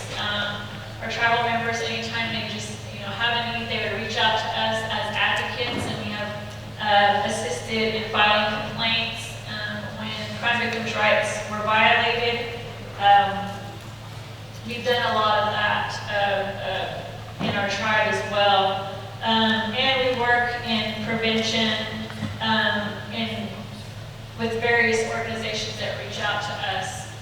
We stay in contact with the Oklahoma Attorney General's office, with the Department of Justice, with the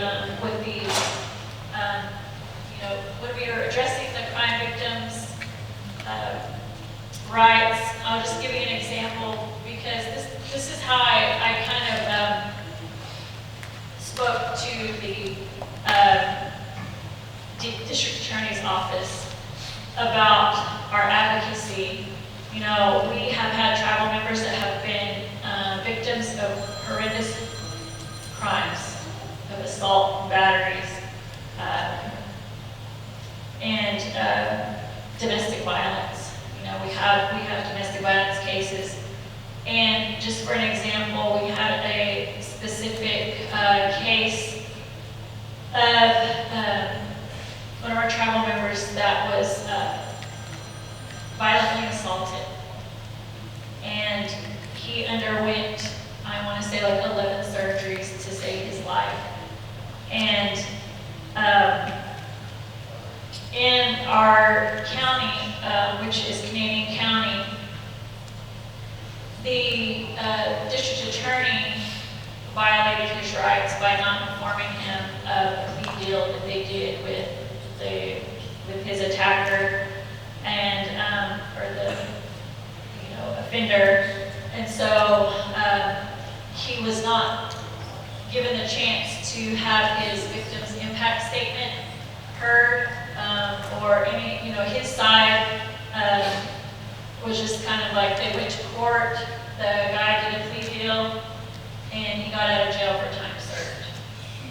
And our tribal member is going to live the rest of his life with these physical injuries, and he was not able to submit his medical records or give his victim's impact statement, or he was not even notified of the court hearings or the court dates.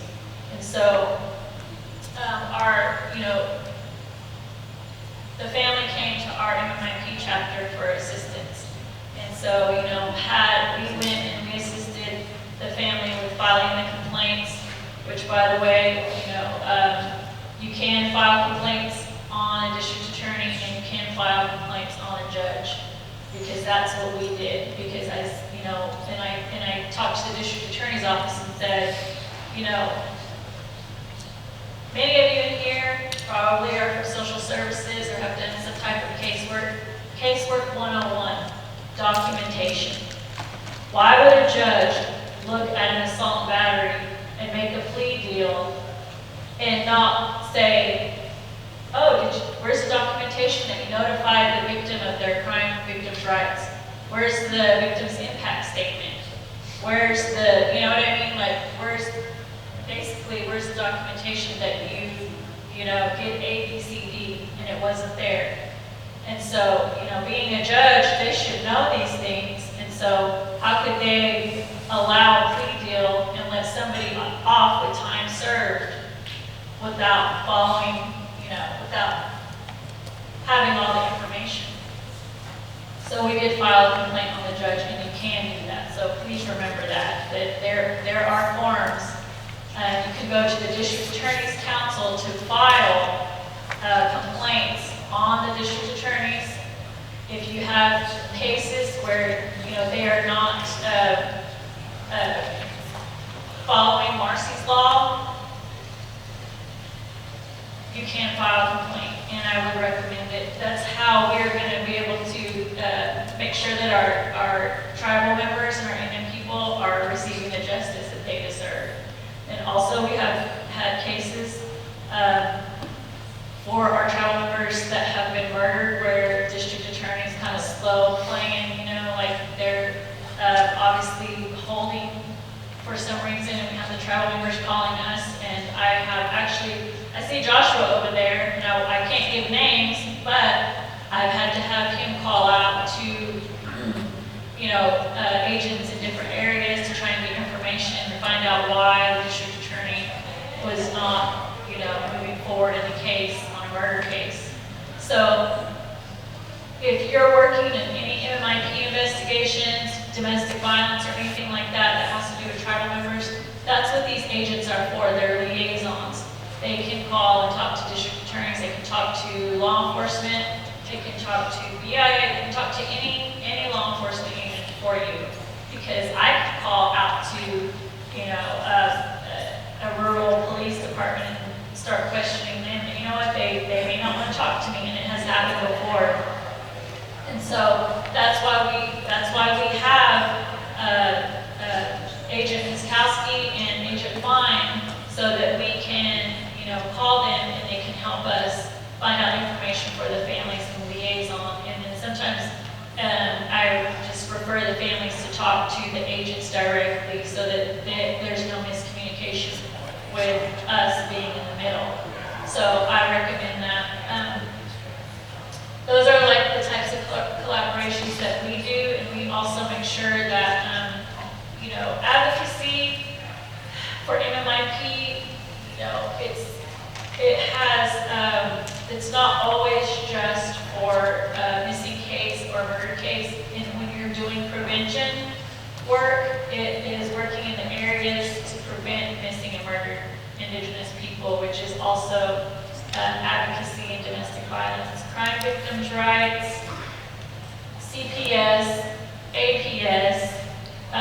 We had, I want to mention this really quickly.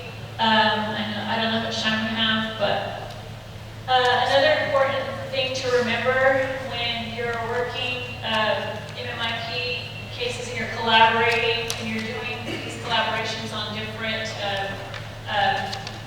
like on a particular case, and you have so many partners working together, it's important to make sure that you're communicating, because we have had a case where, a lot of times tribal members, like I said, will come to us as an MMIP chapter and want us to help them and assist them, and we'll go through, getting the information. But there has been a case where we worked the case and we got the law enforcement involved. The law enforcement turns around and says, LaRenda, we had a youth runaway that was missing. And he comes and tells us, LaRenda, this is an abuse case. This is a CPS case. Can you have your CPS? Call your CPS. And I'm like, yes. And so then, but we still have the family coming to us saying, Governor, I need assistance to, go look for my daughter. I need a hotel room. I need, LaRenda, I need you to help me find my child. And we know where the child is, because the law enforcement has located the child, but the child has indicated that that there's an abuse involved, and that's why they ran away. So while this is under investigation, and this evening we're sending out dispatching CPS, we obviously can't, for confidentiality, we can't tell the family, hey, we located it, it's for the protection of the child, that we can't disclose the information to the family. And what has happened in the past is that family will say, the Cheyenne Arapaho MMIP chapter and LaRenda Morgan won't help me. So then they'll go to another MMIP chapter and say, my chapter will not help me. Can you help me? And so then those advocates will call law enforcement. And this, is not going to happen again, but it did happen once. That they gave the other advocate the information. The advocate took the family and they picked up the child. The child went home, the CPS went to investigate, and the child would not talk. So, mistakes are made. So you have to be very careful when you're collaborating, and there's so many different partners involved, so many different organizations, and that's why communication is important. Had the other MMIP chapter or advocate called us and said, LaRenda, hey, what's going on? This family says that you're not helping them. If they had called us and asked us, then we could have told them, no, there's a child involved, it's under investigation, and we're on hold right now. We're not gonna disclose any information for the protection of the child. So that's why if you're gonna do any type of collaborations, it's important that you communicate, that you're in communication, especially if you are an MMIP organization and you have someone come up to you and say, with this type of scenario and say, well, this tribe, my tribe's not helping me, but I need your tribe to help me. Immediately go to that tribe or those advocates for the organization and ask why. Because there may be situations that, are under investigation. So be very careful that you're not going to make the situation worse or harm somebody. That's one of the things that we're very careful when we work these cases, that we share amongst our chapter, our members, that we share information with each other and even our governor, because he's on our board and a lot of other tribal members come to him, and everything that we do is confidential. When we're working on a case, we don't talk about it, outside of our people that are working on the case, and of course we share with the law enforcement, but our Cheyenne Arapaho chapter, we work primarily with law enforcement. That's our go-to, and we have done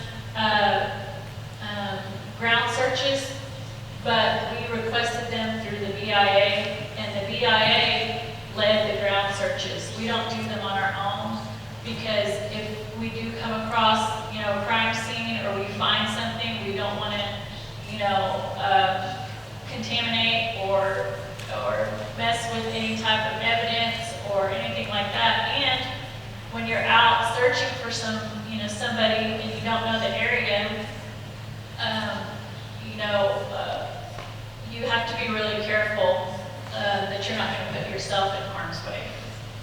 And also, if you are looking for a missing person, and if you're going out in a wooded area looking for someone and you suspect that you might possibly find a deceased person, you need to make sure that you're very careful about not vicariously traumatizing yourself or any of your volunteers.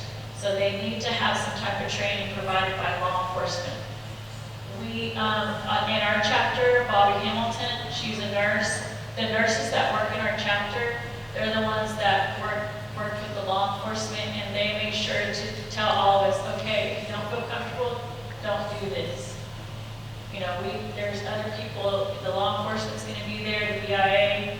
So it's you have to be very careful, not just to say, hey, everybody come help us do a search, because sometimes people don't, if you do come across and find someone or find some evidence, you want to make sure that the people that you're taking out to do these searches are properly trained by law enforcement. And if you have an organization and you're interested in doing those type of boots on the ground searches, there's trainings that you can have your organization go to.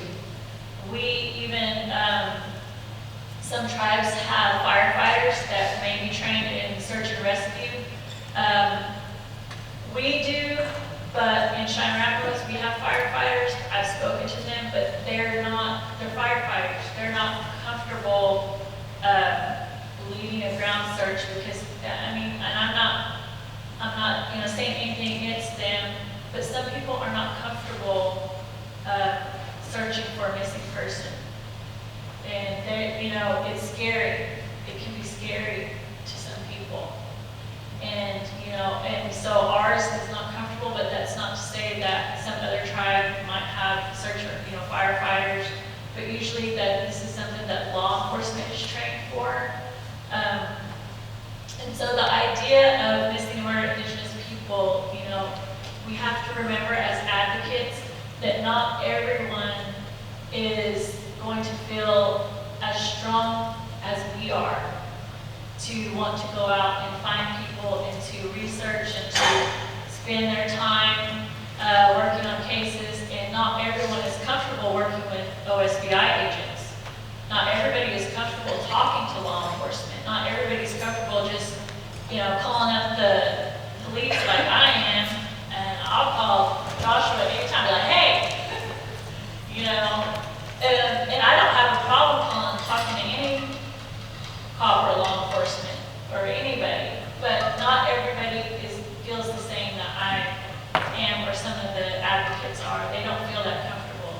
So you have to remember that when you're working with community members, when you're working with your tribal members, when you're working with your families, that's why they need you, because they may not, this whole situation can be very intimidating, can be scary, and can, and it's just can be overwhelming to the family. So you as an advocate, that's why we do this, because we want to help our tribal members in these situations.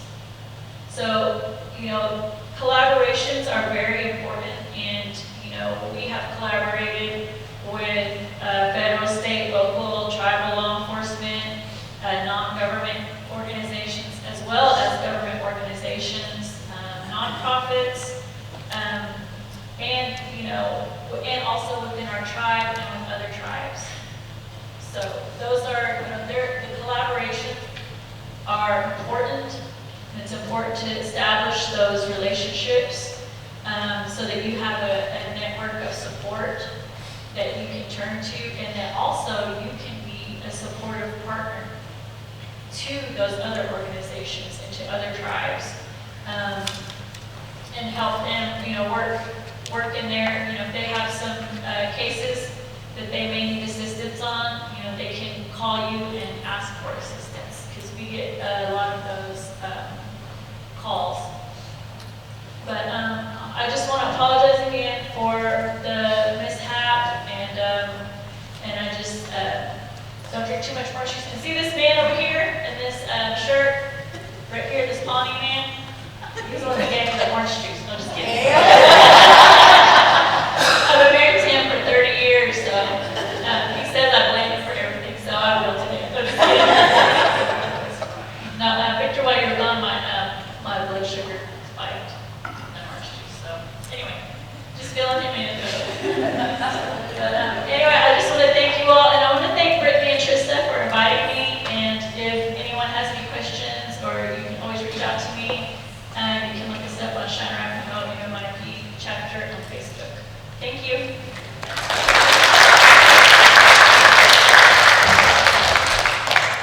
We should never apologize for looking after our health. So we're so grateful you came, and it was Angela Pratt who suggested LaRenda. She talked about all the good things LaRenda does for community in this area. So we're very thankful for that.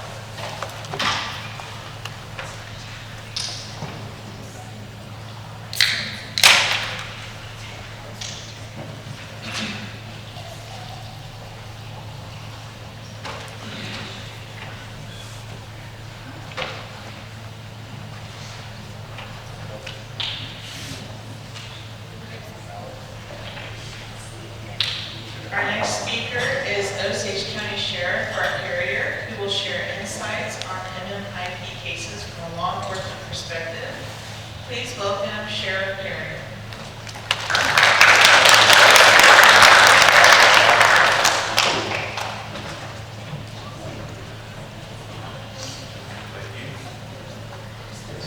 Thank you very much. Can you hear me? Can you hear me? First off, I'd just like to thank Shannon and all the representatives that's making this happen. Thank you for the invite to allow me to be a speaker here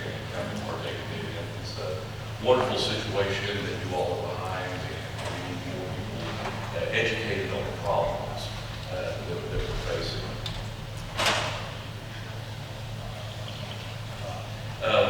Quick background on myself. Again, my name is Bart Perrier. I'm a 6th generation Osage County resident, and I'm newly elected to the position of sheriff here in Osage County, just here in good office January 3rd. My law enforcement background, I started at the sheriff's office, and I've got 27 years in law enforcement across the state. Through my campaign, one thing that really amazed me was the history of the Osage County Sheriff's Office, and with it obviously being the county seat and the tribal seat of the Osage Nation, whenever I did research, I noticed that there's never been an Osage member as sheriff in Osage County. And I'm an Osage tribal member, and so I'm the first, and I was very excited to run on that and celebrate that, because I think it's very important that we all mesh and work together. I live on my great-grandpa's allotment land. We still own 240 acres of our Osage tribal allotment. I'm very proud of that. I'm very proud to be part of the Osage Nation. So going forward, one thing I wanted to do is really start working the relationship with Osage Nation and Osage County, and bridge gaps where there have been in the past. And I vow to make sure that moving forward we have a great relationship. So today, what I'm going to briefly talk about, a few things, go over a case study at the end of something we recently worked on. Special Agent Patskowski and I go way back, and we were discussing outside. I'm going to be preaching to the choir.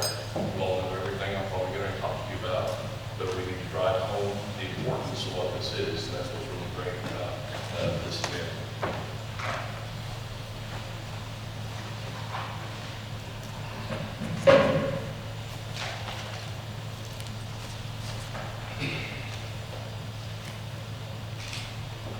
So, preparing for this, it really amazed me, because I sat down and spoke with several counterparts of mine, and they were really oblivious to the MMIP issue.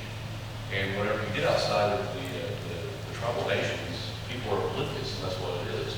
And I don't think it's for any purpose other than the lack of knowledge. Whenever we started doing numbers and started talking about the MMIP issues and the state rankings and so forth, it really baffled me. But one thing I want to talk about today is, obviously the MMIP explains what the national crisis that it is. And one of the biggest issues I see that hinders this process is the jurisdictional boundaries and the jurisdictional confusion, if you will, where you have native members on non-native land, native members on native land, and whose jurisdiction is it, who actually has to work it. And those times of the initial report of missing people or tribal crimes, it's very important that we jump on that. And that's where I see the lag so many times. Well, whose case is it? I don't care whose case it is. We need to jump in there and work on it. That's my stance. And that's one thing that we will do. And at the end, we'll do a case study of recent cases we worked on. These stats, first off, I'm a stats guy. I think the stats really reflect the problems we really break it down. I'm embarrassed as an Osage, as an Oklahoma native. I'm embarrassed we're on this list. Okay? I'm embarrassed we're on this list, and I want to do everything we can to try to remove ourselves from this list. And what this list is the top 10 states with the highest MMIP cases. This was after last year, we had 18 cases that fell in this category. I think the highest was 78, I believe, was Mexico. And I think as law enforcement in Oklahoma, we have to work to remove ourselves from lists like this. Another thing that just amazed me was 5,700 cases MMIP reported in the recent years. 5,700 cases. And the other problem here is a lot of people really don't even document and report the cases, so you could probably multiply that by 3 to have a more accurate number. Because people just don't even really realize the issues out there. I'm going to stray off just for a second, because I hope this isn't unpopular, but this really, there was a movie, okay, with Sheridan, Wind River, that really turned a lot of people's attention to this problem. And I applaud him for some of the messages he tries to send, and some are favorable, some are not favorable. But in that situation, I talked to more people that actually walked away from that movie and said, wow, this is a huge problem. And I think it's great that we educate people in everything. So in that situation, I think that's a good thing. The big problem with missing persons is identifying it, why they're missing. There's gaps with ages, with race situation, age, and physical mental status. You know, one of the problems that we fall into is the age gap of adults. You know, if you're under 18, you know, the searching capability is a little bit more important when people actually take notice to the issue. But in all the cases, it doesn't matter what you are, you know, these are the steps you need to follow. You know, and the thing is time is of the essence. When someone is missing, we need to jump on it. When someone's missing, we need to report it. If they show up in 24 hours, wonderful. Hey, no harm, no foul. But the thing I've always seen is people wait too long, and sometimes these people are accustomed to disappearing, if you will. Substance use issues, mental health issues. It's nothing for them to be gone for 72 hours and show back up. So they wait a week for them to be reported, and that time is of the essence in these situations of these crimes. This is one of the biggest problems, and this was the first. You know, minors 17 and under, you have the Amber Alert system, which is great. You know, they alert on your phones. We've all been sitting in rooms where Amber Alert goes off and everybody's phone goes off. Or you're driving down the interstate and the highway billboards or digital boards are sitting there flashing, you know, an alert for this missing child. You know, that's fantastic. They also have the silver alerts, which is, you know, 16 over. You know, if they have cases of elderly people that may be suffering from Alzheimer's or other conditions and they need help. But the gap is always in between the 18-year-old and 59-year-old. And the problems we battle is sometimes people just don't want to be found. Sometimes people are mad at their families, they go do whatever. And for law enforcement to sort through those people who are true victims is where I see one of the biggest problems. It turns into the boy cried wolf scenario. If someone was missing, then they come back, they go missing, they come back, then the next time they're reported missing, law enforcement is pretty reluctant to get excited to go look for that person again. So that's a problem that I don't know how we're going to combat that situation. But the state a couple of years ago did something that really impressed me when they came out with I think it was in 2018 that I think I had one, the Casey Alert Act. And what the Casey Alert Act is for the 18 to 59-year-olds to give us another search platform in Oklahoma to search for these people all under that category for MMIP. So that's something, not always do we stand here and say the state's doing great things for the tribe. You know, that's an issue obviously in the state right now. It has been time and time again. But this, I think, was a good collaboration. And I think it's good, like Allison was saying, so this new Tribal State Policy Act. So I've never actually had to utilize this, but it is available. One of the biggest problems is that top word out there to the world we're in right now, human trafficking. So many people don't really understand what human trafficking is.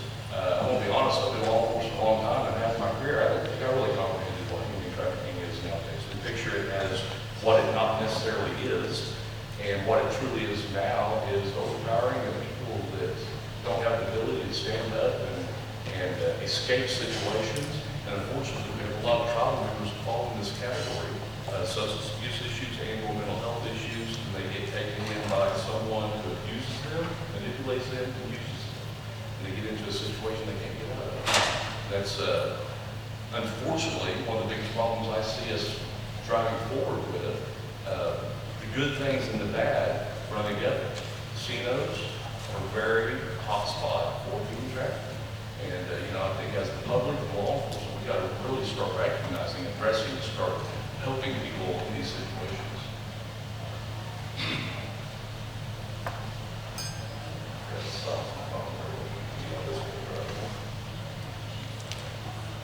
Lack of law enforcement presence in rural tribal areas, that was something I want to talk about. Our county, Osage County, over 2,300 square miles. Average county is 800 square miles, 900 here in Oklahoma. So we're 2.5 sizes of normal counties. Then you mix in multiple jurisdictions, tribal, county, and so forth. And there's just a lot of holes, if you will, in law enforcement when it comes to that. And a lot of our data, tribal areas across this nation are widespread, densely or sparsely populated. And it gets to be difficult to work in these areas when you have this. Bottom line there, substance abuse and homelessness as its vulnerability. Substance abuse nowadays is the root of all evil of everything. And I've said this for years in law enforcement, if there's a crime that's tied to substance abuse of some sort, it's domestic violence, it's theft, it doesn't really matter what it is, you can circle it back to a substance abuse issue of some sort. And we have to do better. I don't know what that answer is. We have to do better to combat that. Substance abuse now has turned into a mental health crisis also, because they go hand in hand. And the mental health crisis is going unanswered across this nation. We must do better. Locally, federally, state, county, tribal, doesn't matter. We must do better to fix our mental health issues. Currently, I have a county jail sitting in Ponca has a maximum capacity of 175 people. We run about 150 in there at all times, and 75 of those are mental health cases, where they get caught up in the wheels of justice, if you will. They get caught up in a crime. They don't really need to be sitting in jail, but they can't go anywhere else. And it's really a tragedy. This is the case study I'm going to talk about. This lady, she was reported missing before I took office in last summer in the sheriff's office. And it was the typical adult report of missing persons. And it wasn't overly uncommon for her to stay in different places, bounce around, if you will. So people were reluctant to report her missing. But then a couple of loved ones got into it and said, hey, something's wrong here. Bailey's not at the scene, we can't get a hold of her, we can't find her, we have to do something. So the report was made. And truly, the last time she was seen was living in Tulsa County Courthouse, and it was last summer. So weeks go by, months go by, they report her missing. The sheriff's office responds, and again, it's required of office, so I'm not pointing all blame, but we must do better in the situation that we involve this crime. They make a report. Again, she's of age. She has a history of not necessarily being in the same place. So this isn't what some people consider a high priority missing person, because they're an adult, they can just go do something if they want and not be found. That's not uncommon, unlike a child or an elderly person in the situation talked about. So a report was made, and I'm sure they kicked the weeds of looking for her and going through the different process that you do, check those local places that you stay, speak with friends, and so forth. Then the case goes cold. And this is what happens time and time and time again. The case goes cold. It was cold to start with. It never got warm. The case got cold. They go on to other things, falls through the cracks. Too many times, crimes in general of all sorts fall through the cracks. Lack of manpower, lack of, I don't want to say interest, but lack of concern for if this is truly a crime or if we have a problem or whatever. So it brought along, I took office, the world was caving in on us, and we're catching every call from every unhappy customer from the previous administration, and it's sorting through the weeds trying to figure out where to go first, And this was one of them that we started catching some pressure on real quick. And said, hey, my Bailey's been missing, I haven't seen her in months. Now we're rocking along 6 months plus, and I'm immediately concerned. I'm sitting asking, what in the world happened to get to this point? How have we not done that? And so, we assigned an investigator to just basically reopen the case and start all over. So they did. And just the same thing, going to all the local places, no one's seen her, no one's heard anything. A few weeks goes by, social media, MMIP, social media platforms, local sheriff's office, I think Osage Nation, so many people start sharing their platforms, and they start making flyers. I got off just a little bit there with me. And so they start making flyers to get out there to start looking for her. And sometimes social media is the best tool we have. It's the best and the worst. Right? It gives you a platform when you don't need it, but it gives us a platform when we do. So this was the situation. Bailey is I see in Tulsa. She's a member of those Osage Nation. She's 28 years old, so she falls into, she's not a child, she's an adult. She can make her own decisions, and that's what this got her into. The initial mission report was made by the Sheriff's Office, I think it was July 25th. This is what I was talking about. Sometimes I'll just put my slides in my framework. These are very powerful. Whenever we get societies, groups behind the cause, a lot of good things come out of it. So this blew up and was all over social media, and still nothing. We wasn't finding anything. And at that point, I'm going to be honest, I thought we had a true missing person / vision homicide, death case, whatever it's going to be. Because when it's hard for a person to disappear in Fort Brien right now. It's hard to not go 6 months and not be seen. So through social media, we got a lot of exposure, we got a lot of work out there. And one day my investigator calls me, and here she is. Calls me and says, I found her. I said, where? I thought he was going to say, I found her, skeletal remains, I found whatever. I did not expect to find her alive. So I found her in North Tulsa, or we're downtown Tulsa. I said, what's the situation? I'm thinking if she can go against her will, back to that human trafficking aspect or whatever else.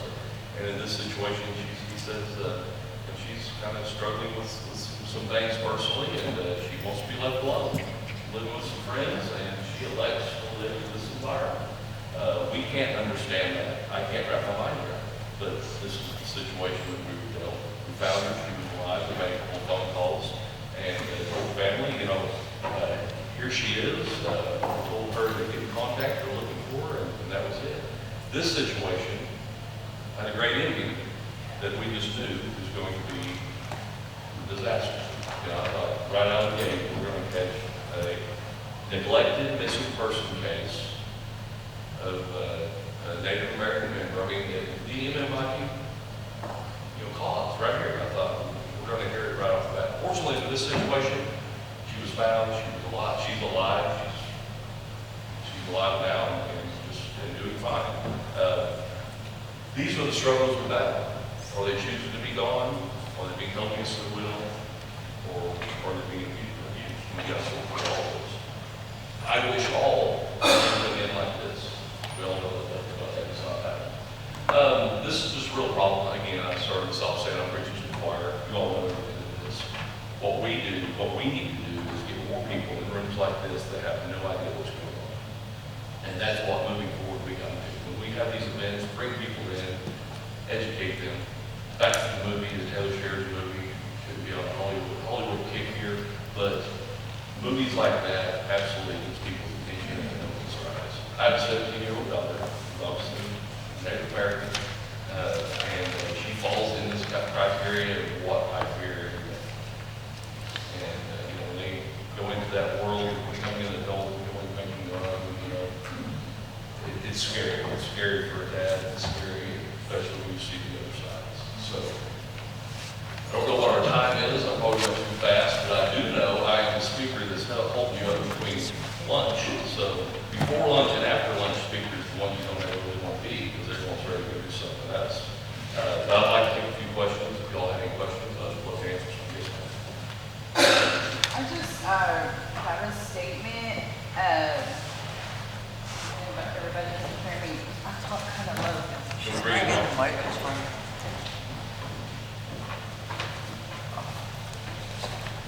Hold it close. I was on the Not Invisible Act Commission, and there was a national C sessions that Dale Pine and I were on, and Oklahoma that were on that commission. So in that report, if you go online and put Non-Invisible Act new report, you can get all of the findings, all of the results, all of the recommendations that they want to put forth to resolve a lot of this that you're talking about. So if anybody wants to go on that site, read that report. It's like 200 pages, but most of it is, it's great information because it tells about the real harsh reality of Indian country with MMIP. You know, it's heavy, but it's change needs to happen.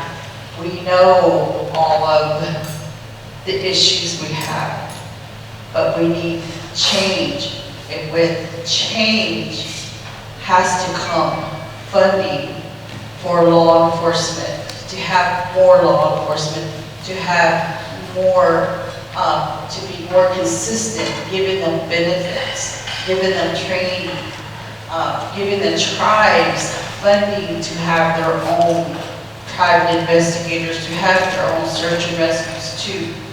You know, even with the laws, we need more laws for our children. We have laws for adults. Yeah, we have the Amber Alert, but that's, I mean, we're talking Indian country. We need to stand up for our children because our children are invisible too. You know, the white, non-natives, their children will be looked for, but our native children will not. And I'm so proud of our MMIP chapters in Oklahoma because they're the ones that are taking the slack. They're giving their time away from their families to help find the children. They're the ones that are, you know, sticking their neck out to law enforcement too. You know, and that's hard. Sometimes law enforcement don't want to work with you. You know. The biggest thing, to answer what you're saying, it has to start at a local level. You can't really jump to the top. The state, I don't think, has a big enough ability to address local issues. The local level, we have to get their attention and let them get them to acknowledge the problems and address the problems. Because locally is where we solve everything. Who's on the ground, searching for people and whatever. The state level, the bigger we get, the weaker we get. And your voice, everyone in this room, your voice is very important to go lobby, to go to every state representative, to your state representative and say, hey, we need this, we need that, support us, you know, because I've done it. You know, you have to be able to, even today, I mean, we know what we need, but look at our country today. Are they going to give us that funding today? You know, it's so important that we all work together, you know, because we're going to be the only ones to win it. That's why we're all important in this room. And all of the speakers that spoke about what's happening in Indian country with MMIP. We have to stick together for our people because that funding's not coming. I absolutely agree. Another thing I did not touch on is the geographical breakdown of the state, if you will. I feel like here at the county level, the tribal needs are recognized. I'm not going to say they follow through with everything, but at least they recognize and they have a common working relationship. It's not perfect. We're trying every day to make it better. But I know you can get to Western Oklahoma. I'm not telling anyone else specifically, but it's a different world. So when you work here and you think you have problems, you go out there and you will turn those problems off. You know, so as a whole, we all have to get together, work together, solve these problems. You know, I'm one of those. I don't care what we're looking for, what color they are.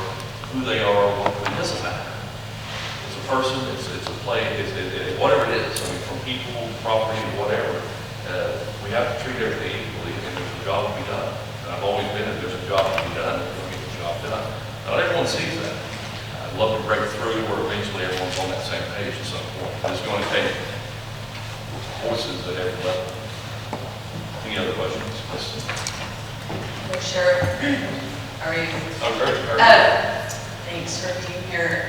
One thing I wanted to agree with what you're saying, but yesterday Chief Standinger was here and spoke, and so was Chief Nick of ONPD, as you know. I want to reiterate a couple of things that they said and that you touched on was that Chief Standinger spoke and said, hold your tribal leaders accountable for your tribal laws and so forth, and that's what you're touching on as well. Nick stated, saying, if you all recall from yesterday, he said, I contacted the FBI. He said, and I told them, I want to know all about MMIP. I want training and things like that. And it's just, in my humble opinion, it's going to take, because the people in this room are the advocates, right? You are advocates. You're already doing a lot of the work. And what everyone is kind of touching on is that how are we going to get that out to the people who don't understand, who aren't helping, who aren't supporting the Cheyenne Arapaho chapter? You know, LaRenda mentioned that these women are exhausted. It's exhausting work, and you caseworkers and have these programs. The right people are here, and I want to thank the law enforcement for being here. And it was also mentioned, perhaps you might be here because you're trying to get your lead time. Whether that's the case or not, I appreciate you for being here. And I believe one of them was in uniform yesterday and civilian clothes today, so I think maybe they just came on their own merit because they simply want to learn more and know more. So I want to thank law enforcement for being here. But again, back to what Nick stated, I think tribes need to be taking the reins themselves. And just like Ms. Tara spoke about yesterday, we've known all of this for a very long time, since the beginning of time. We are well aware of what happens in our community, so I don't think we should be saying necessarily, hey, federal government, can you train me on what's happening in my community? I think that tribes, and we all need to hold our tribal leaders accountable, just like they said, and our tribal law enforcement accountable, because that is exercising the sovereignty that we hold to create ourselves. So we should be educating everyone, but from even a law enforcement perspective, and in fact, tribal law enforcement across the country should be the leaders on this. And so, but to have you in place and be able to work that, because it is disheartening to see how high we are, and we're way behind. I mean, look at, Montana and Canada and all those that have been speaking about it for a very long time. So unfortunately, Oklahoma is going in the wrong direction. We're not trying to catch up to anybody. So I just think that we need to exercise our sovereignty, and many tribal folks in the room, but you're already the people that know these things. You're already working. So what we need, and law enforcement needs help, is that greater grassroots effort, town halls, powwows, somebody get up and talk about what's happening when you have all of these folks together, and to try to say that we're collaborating and making these partnerships to help our people come forward more so than what they're doing, because even though the numbers are sick as it is, it's probably, like you said, 2 or 3 times more than what's really being reported. And so I just think that that's backward, and LaRenda hardly touched on it, but I just want another round of applause for her, because she spoke about her MMIP chapter, but what she didn't speak is how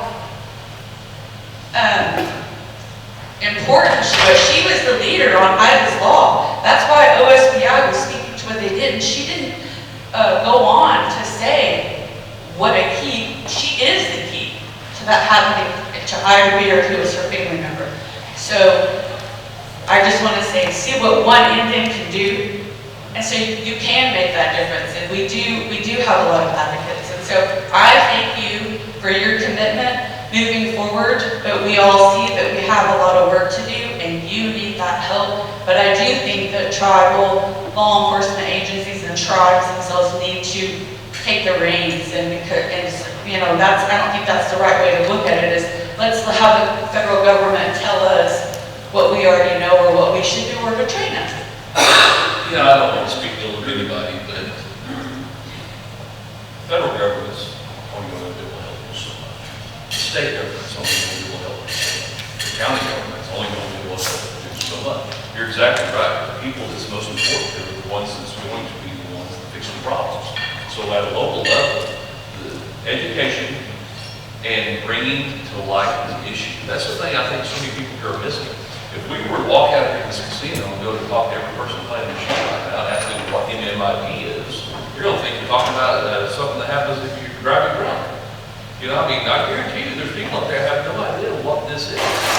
And it's the education, shedding light on the problem and highlighting it. So at the local level, pushing it up, education is so key to get the problem out there until we start to, because we have to acknowledge the problem to address the problem. You know, we can't just jump out there and try to solve the world without acknowledging what the problems are with the world. So you're exactly right. And I think at the tribal level, I mean, it's time that we fix our problems. Because we're the ones that's passionate about our problems. Everyone else looks at it as our problems. So you're exactly right. Yes? We have time for one more question. Thank you for coming. My question is, as a parent, as you know, as a citizen of all of the above, other, name, everything, what can we do at home in our homes to start our own little grassroots movement? Or what would you recommend? How do we even approach the subject to even speak to our children or our neighbors, or how, you know, like we have to throw the rock in the pond to create the ripple, right? So what is our rock? What is our, you know, how do we approach the situation or a conversation? It's a really hard conversation to have because, you know, you're bringing up past traumas, or, you know someone who knows someone whose family member was involved in something horrendous or part of the horrendous act. How do we break, you know, that cycle, or how do we rip the Band-Aid off? That's a great question. I'm not going to have to answer, but I do believe it starts, as you said, locally, addressing the local problem. So getting the tribal leadership, tribal law enforcement, and tribal leaders to sit down and let's have this conversation. I think what we're doing right here needs to be happening in Glasgow. Get these people together and get everyone to understand the problem. And at that point, you can collaborate and figure out what direction we need to go. Education is everything. Acknowledging the problem, educating our young on what not to do, how to avoid becoming a human trafficking victim. Well, how do you avoid that? Well, try to live life the right way. I mean, you know, runaway, back to the human trafficking. Most of them are runaways. They're young, troubled teens that you know, go out on their own and they can't survive. So they get swooped into a net and they can't get out. You know, so it all falls back to, you know, substance abuse. It all falls back to, you know, the problems, the roots of the crimes, and the issues of the area, of the world, all collaborate to add into the problem itself. So I don't have the exact answer, but what you say, asking is the question you need to be asking.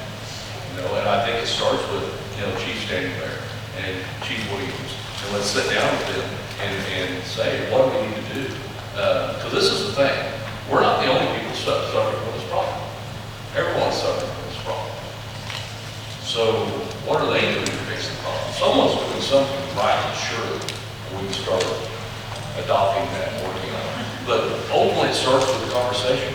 You got to have it. We're having it right now. So that's where it starts. And I think it's very good that you all are putting on this event, shedding light, and bringing it to the surface. So again, Thank you for inviting me. I'd love to come back and talk again, and I'd love to be involved. If you all get something off at that local level, I'll be right there with you. So, thanks.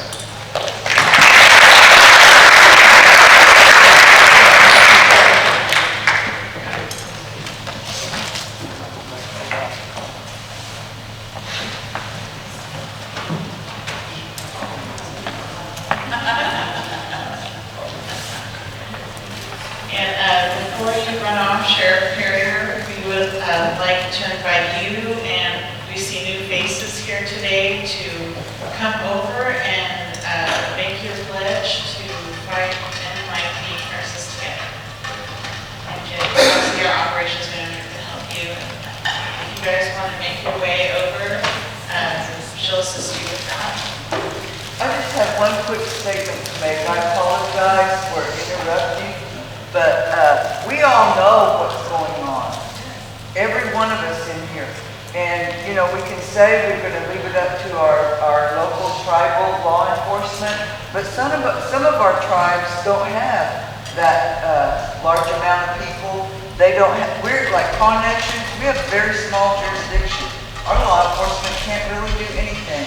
They have authority up at our casino in Brien, but the people we really need to be getting out to is the dominant society that has the resources, that doesn't help us. That's who we need to be getting involved. That's who needs to be in these meetings. I was thinking the exact same thing, You know, I've because said you here, said, I'm that's preaching to the choir. Yes, Because everyone here has an interest in this, and that's why we're here, right? yes, But you have some leading experts in here. yes. LaRenda Morgan right there. You have that table over here. And there was a delegation from Anadarko earlier. And there's the Otoe-Missouria right here. I mean, if we network here and we talk to these people that are here, something can get going. Yes, And I hope it also, does. I would like to invite everyone here to tell a family member, to tell a friend, you know, et cetera, what you learned here. And then the reach can expand. And we're also videoing every session of this symposium, and we're posting it to YouTube, and we're going to keep posting it.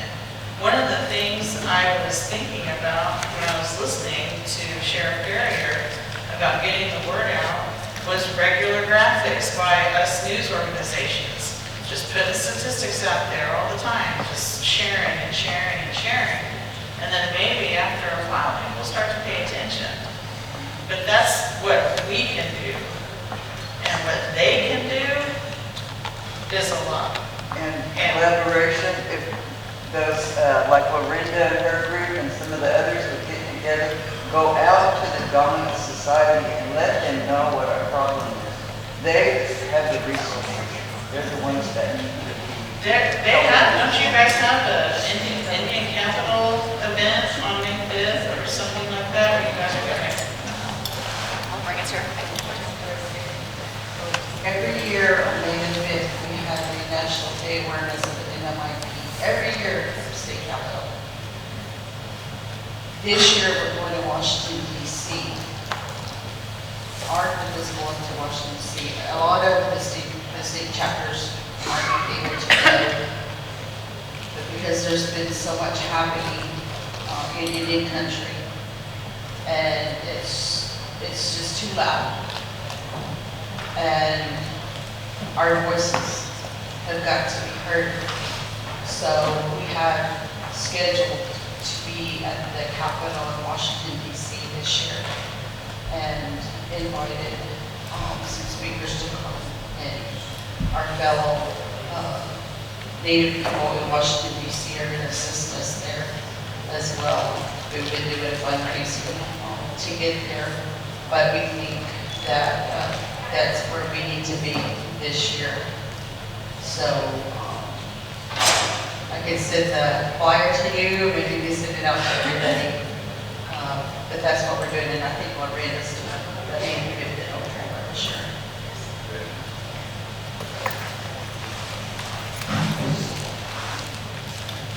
Hi, I just want to kind of speak to your question about collaborating and about talking to dominant society.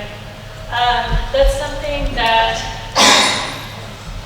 we do quite a bit of. I mean,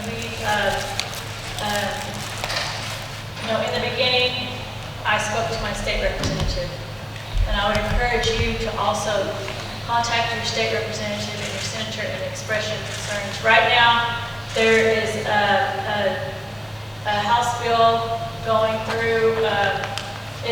What it's doing is it's amending Ida's law this year to amend it to eliminate federal funding from the bill.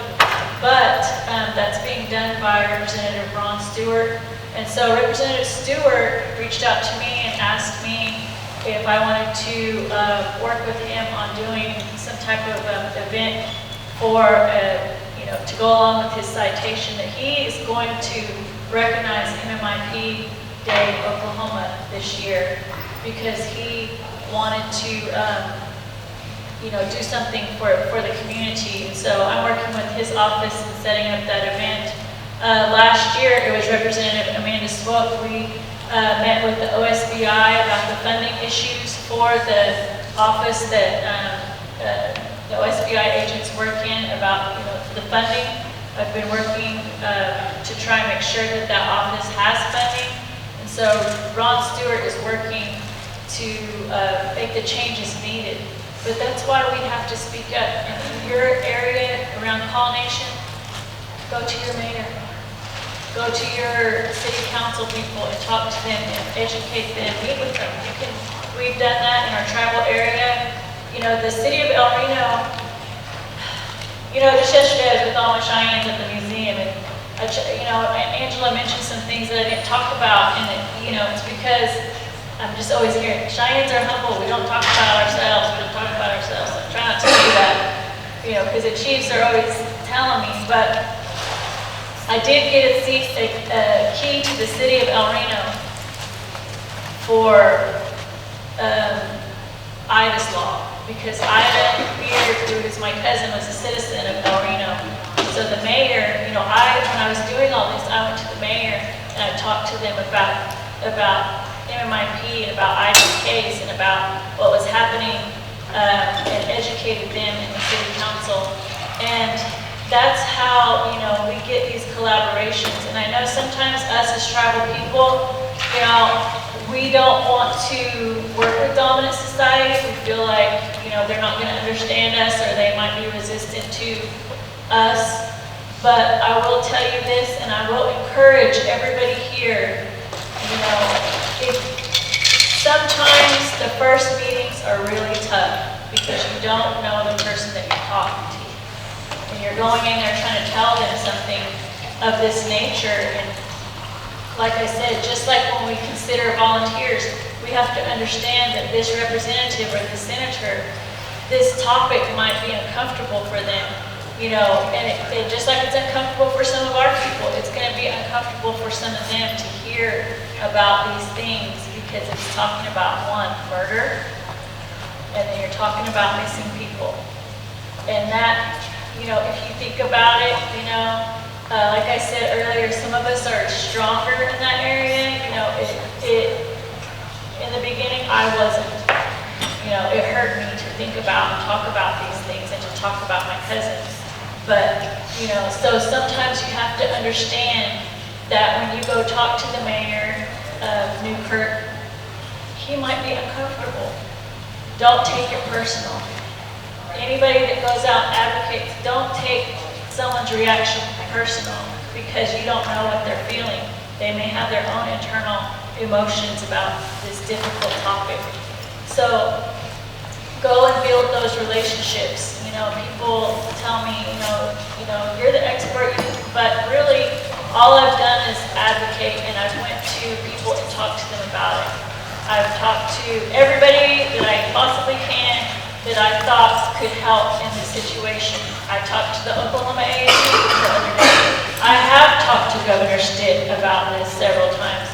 I've talked to the legislature. I've talked to mayors. I've talked to, just like I said, we collaborated with the National Indian Gaming Commission. I've talked to people in the Department of Interior. I mean, it's all about building those relationships. And like you said, what can we do in your area? I would start there, talk to the school. If you want to educate the school children, you have to kind of change your message to your audience. So if you're talking to small children, even though it's MMIP, you might want to reword it into stranger danger. Teach the children how to beware of strangers and how to be careful and look out and learn how to report if someone approaches them. So you kind of have to alter your message to your audience. But, like I said, there's a lot of topics that are encompassing to MMIP, including domestic violence, work on domestic violence to prevent MMIP, human trafficking to prevent MMIP, substance abuse to prevent alcoholism, because we know that a lot of these things are contributing factors. Just like we saw this PowerPoint of people that, are missing. We have tribal members that were missing, that we have located that were homeless in downtown Oklahoma City, and we can't do anything about it because they won't leave their situation. They're like, no, I'm not going to talk to my family. I don't want to go home. I'm fine here with my friends in this camp, So a lot of it is prevention and educating and reaching out to people in your community, whether it's your school superintendent, the mayor, city council, your state representative, or like I have worked with the League of Women Voters. There's a League of Women Voters in your area. There is, women's groups. I'm going to be speaking to a women's group in El Reno, just a local women's group that they have there. There might be one like that in Newkirk or, Pawhuska or Pawnee or wherever. Yeah. Yes, and you know what? Once they hear about the crisis, they're gonna want to support, because that's how we've gotten a lot of support, and people that will, have reached out to us. So I have some contacts, and I have people, that are trying to work with us from Washington, D.C. If anybody here wants to reach out to me, they have my contact information. If you need ideas of how to start an organization, start a group, or like you guys over here, talk to your children, I can help make recommendations. That's what I've done for other tribes and groups. But ultimately, it's about finding the people that are passionate. Like you said, we're all here because we're advocates, but we need to reach the outside. Well, you have to be able to have your little group, because don't try it by yourself. I did it and it burned me out. Not one person can do it. You need support. And so, find someone in your tribe, in your group, go to your tribal leader. Say, hey, what do you think about us starting an MMIP advocacy group? You guys can come up to the state capitol, meet your representatives, come up on May 5th. I am organizing that on May 5th at the state capitol, and you're all welcome to come. I mean, not like Carmen said, they're going to Washington, D.C., but because I already committed to helping Representative Stewart, with what he wants to do, that I'm going to be doing that at the state capitol.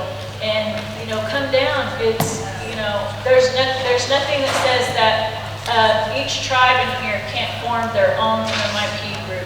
That's what we did. And the thing about it is how I encourage some groups are separate from the tribes. Like in the MMIP coalition, there's different individual groups. But I encourage you to form it with your tribe, because you're going to have more support. Go to your tribal leader, get their support, and then, like what we do, collaborate with your social services programs, your casino, because NIGC has to be aware. They have NIGC regulations where they have to do trainings on human trafficking and all those things. We have to keep that out of our casinos. So, there's a lot that each tribe can do in their community. So, you can reach out to me for ideas or if you have any questions. Thank you.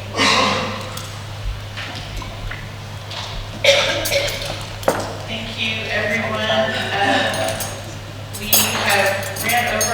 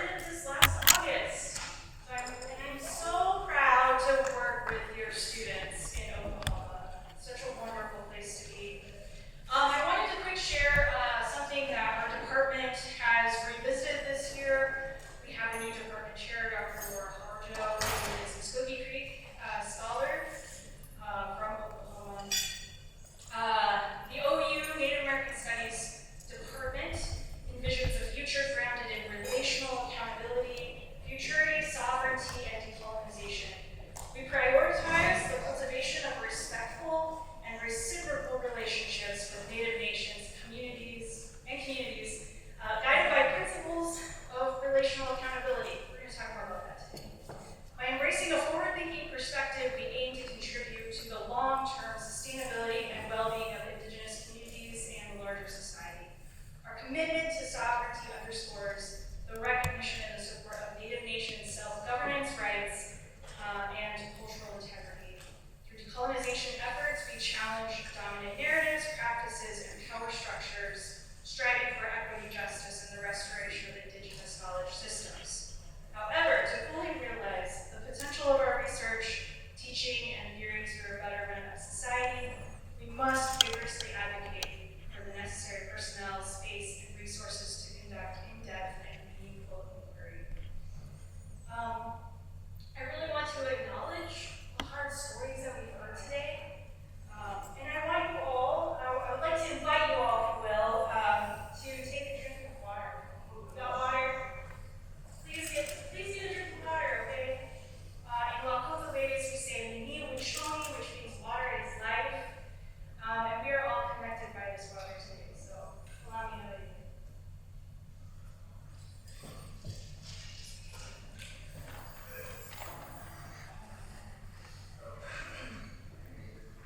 The purpose of my presentation today is really to talk about the impacts of MMIP, or the impacts of data on MMIP policy and collaboration. I guess you need notes. And as this community is highlighted today, data is such a vague and problematic term. I would love for anybody to share their thoughts and feelings right now about data. What is it good for? Absolutely nothing. Just kidding. A little bit about my story. I have to have notes, otherwise I will just ramble forever and we'll never get out of here. I have a PhD in public policy administration from Boise State University. I worked with our urban indigenous community in Boise, Idaho, how they provide a hotspot for how they access public service in Indian country in the city. I served as a policy analyst for domestic violence service provider coalition in Idaho under a FIPSA grant, so I know tribal need providers, if you know what FIPSA is. I understand those grants. After working with tribal communities in Idaho, this was like 2019, every single one of our tribes had experienced homicide. And then that led to like all of our tribes collaborating to understand MMIP in Idaho. And in that process, I was a crazy person and went back to school for a PhD because I graduated with my master's and I didn't know what to do with myself. And they were like, "Oh, you can just continue to go back to school," which I did. And then I was the lead researcher on the contract for the Idaho State Report on MMIP in 2020.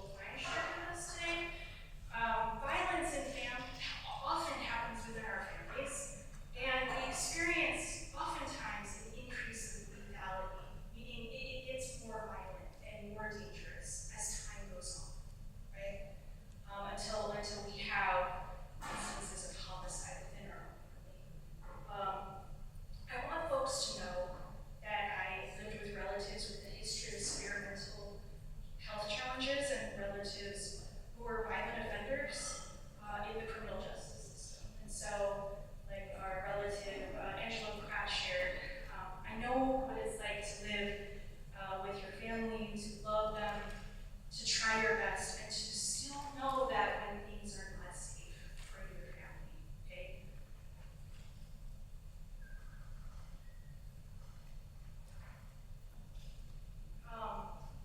Also, you guys gotta hold me accountable because I'm trying to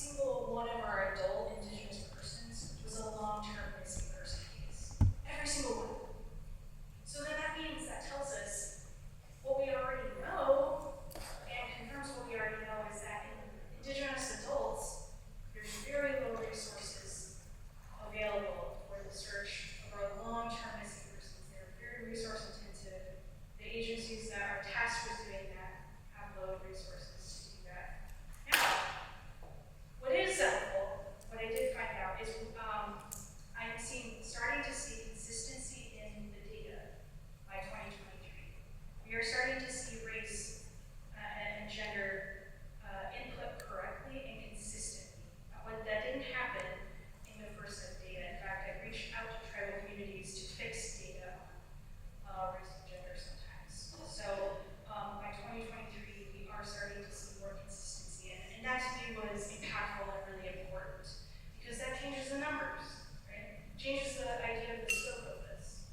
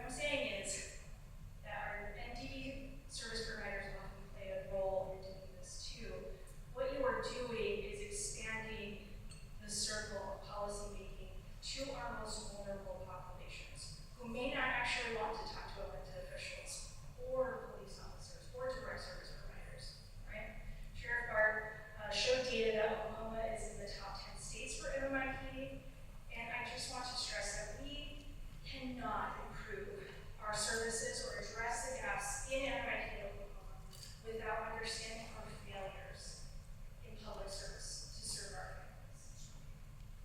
That is what I have. Thank you.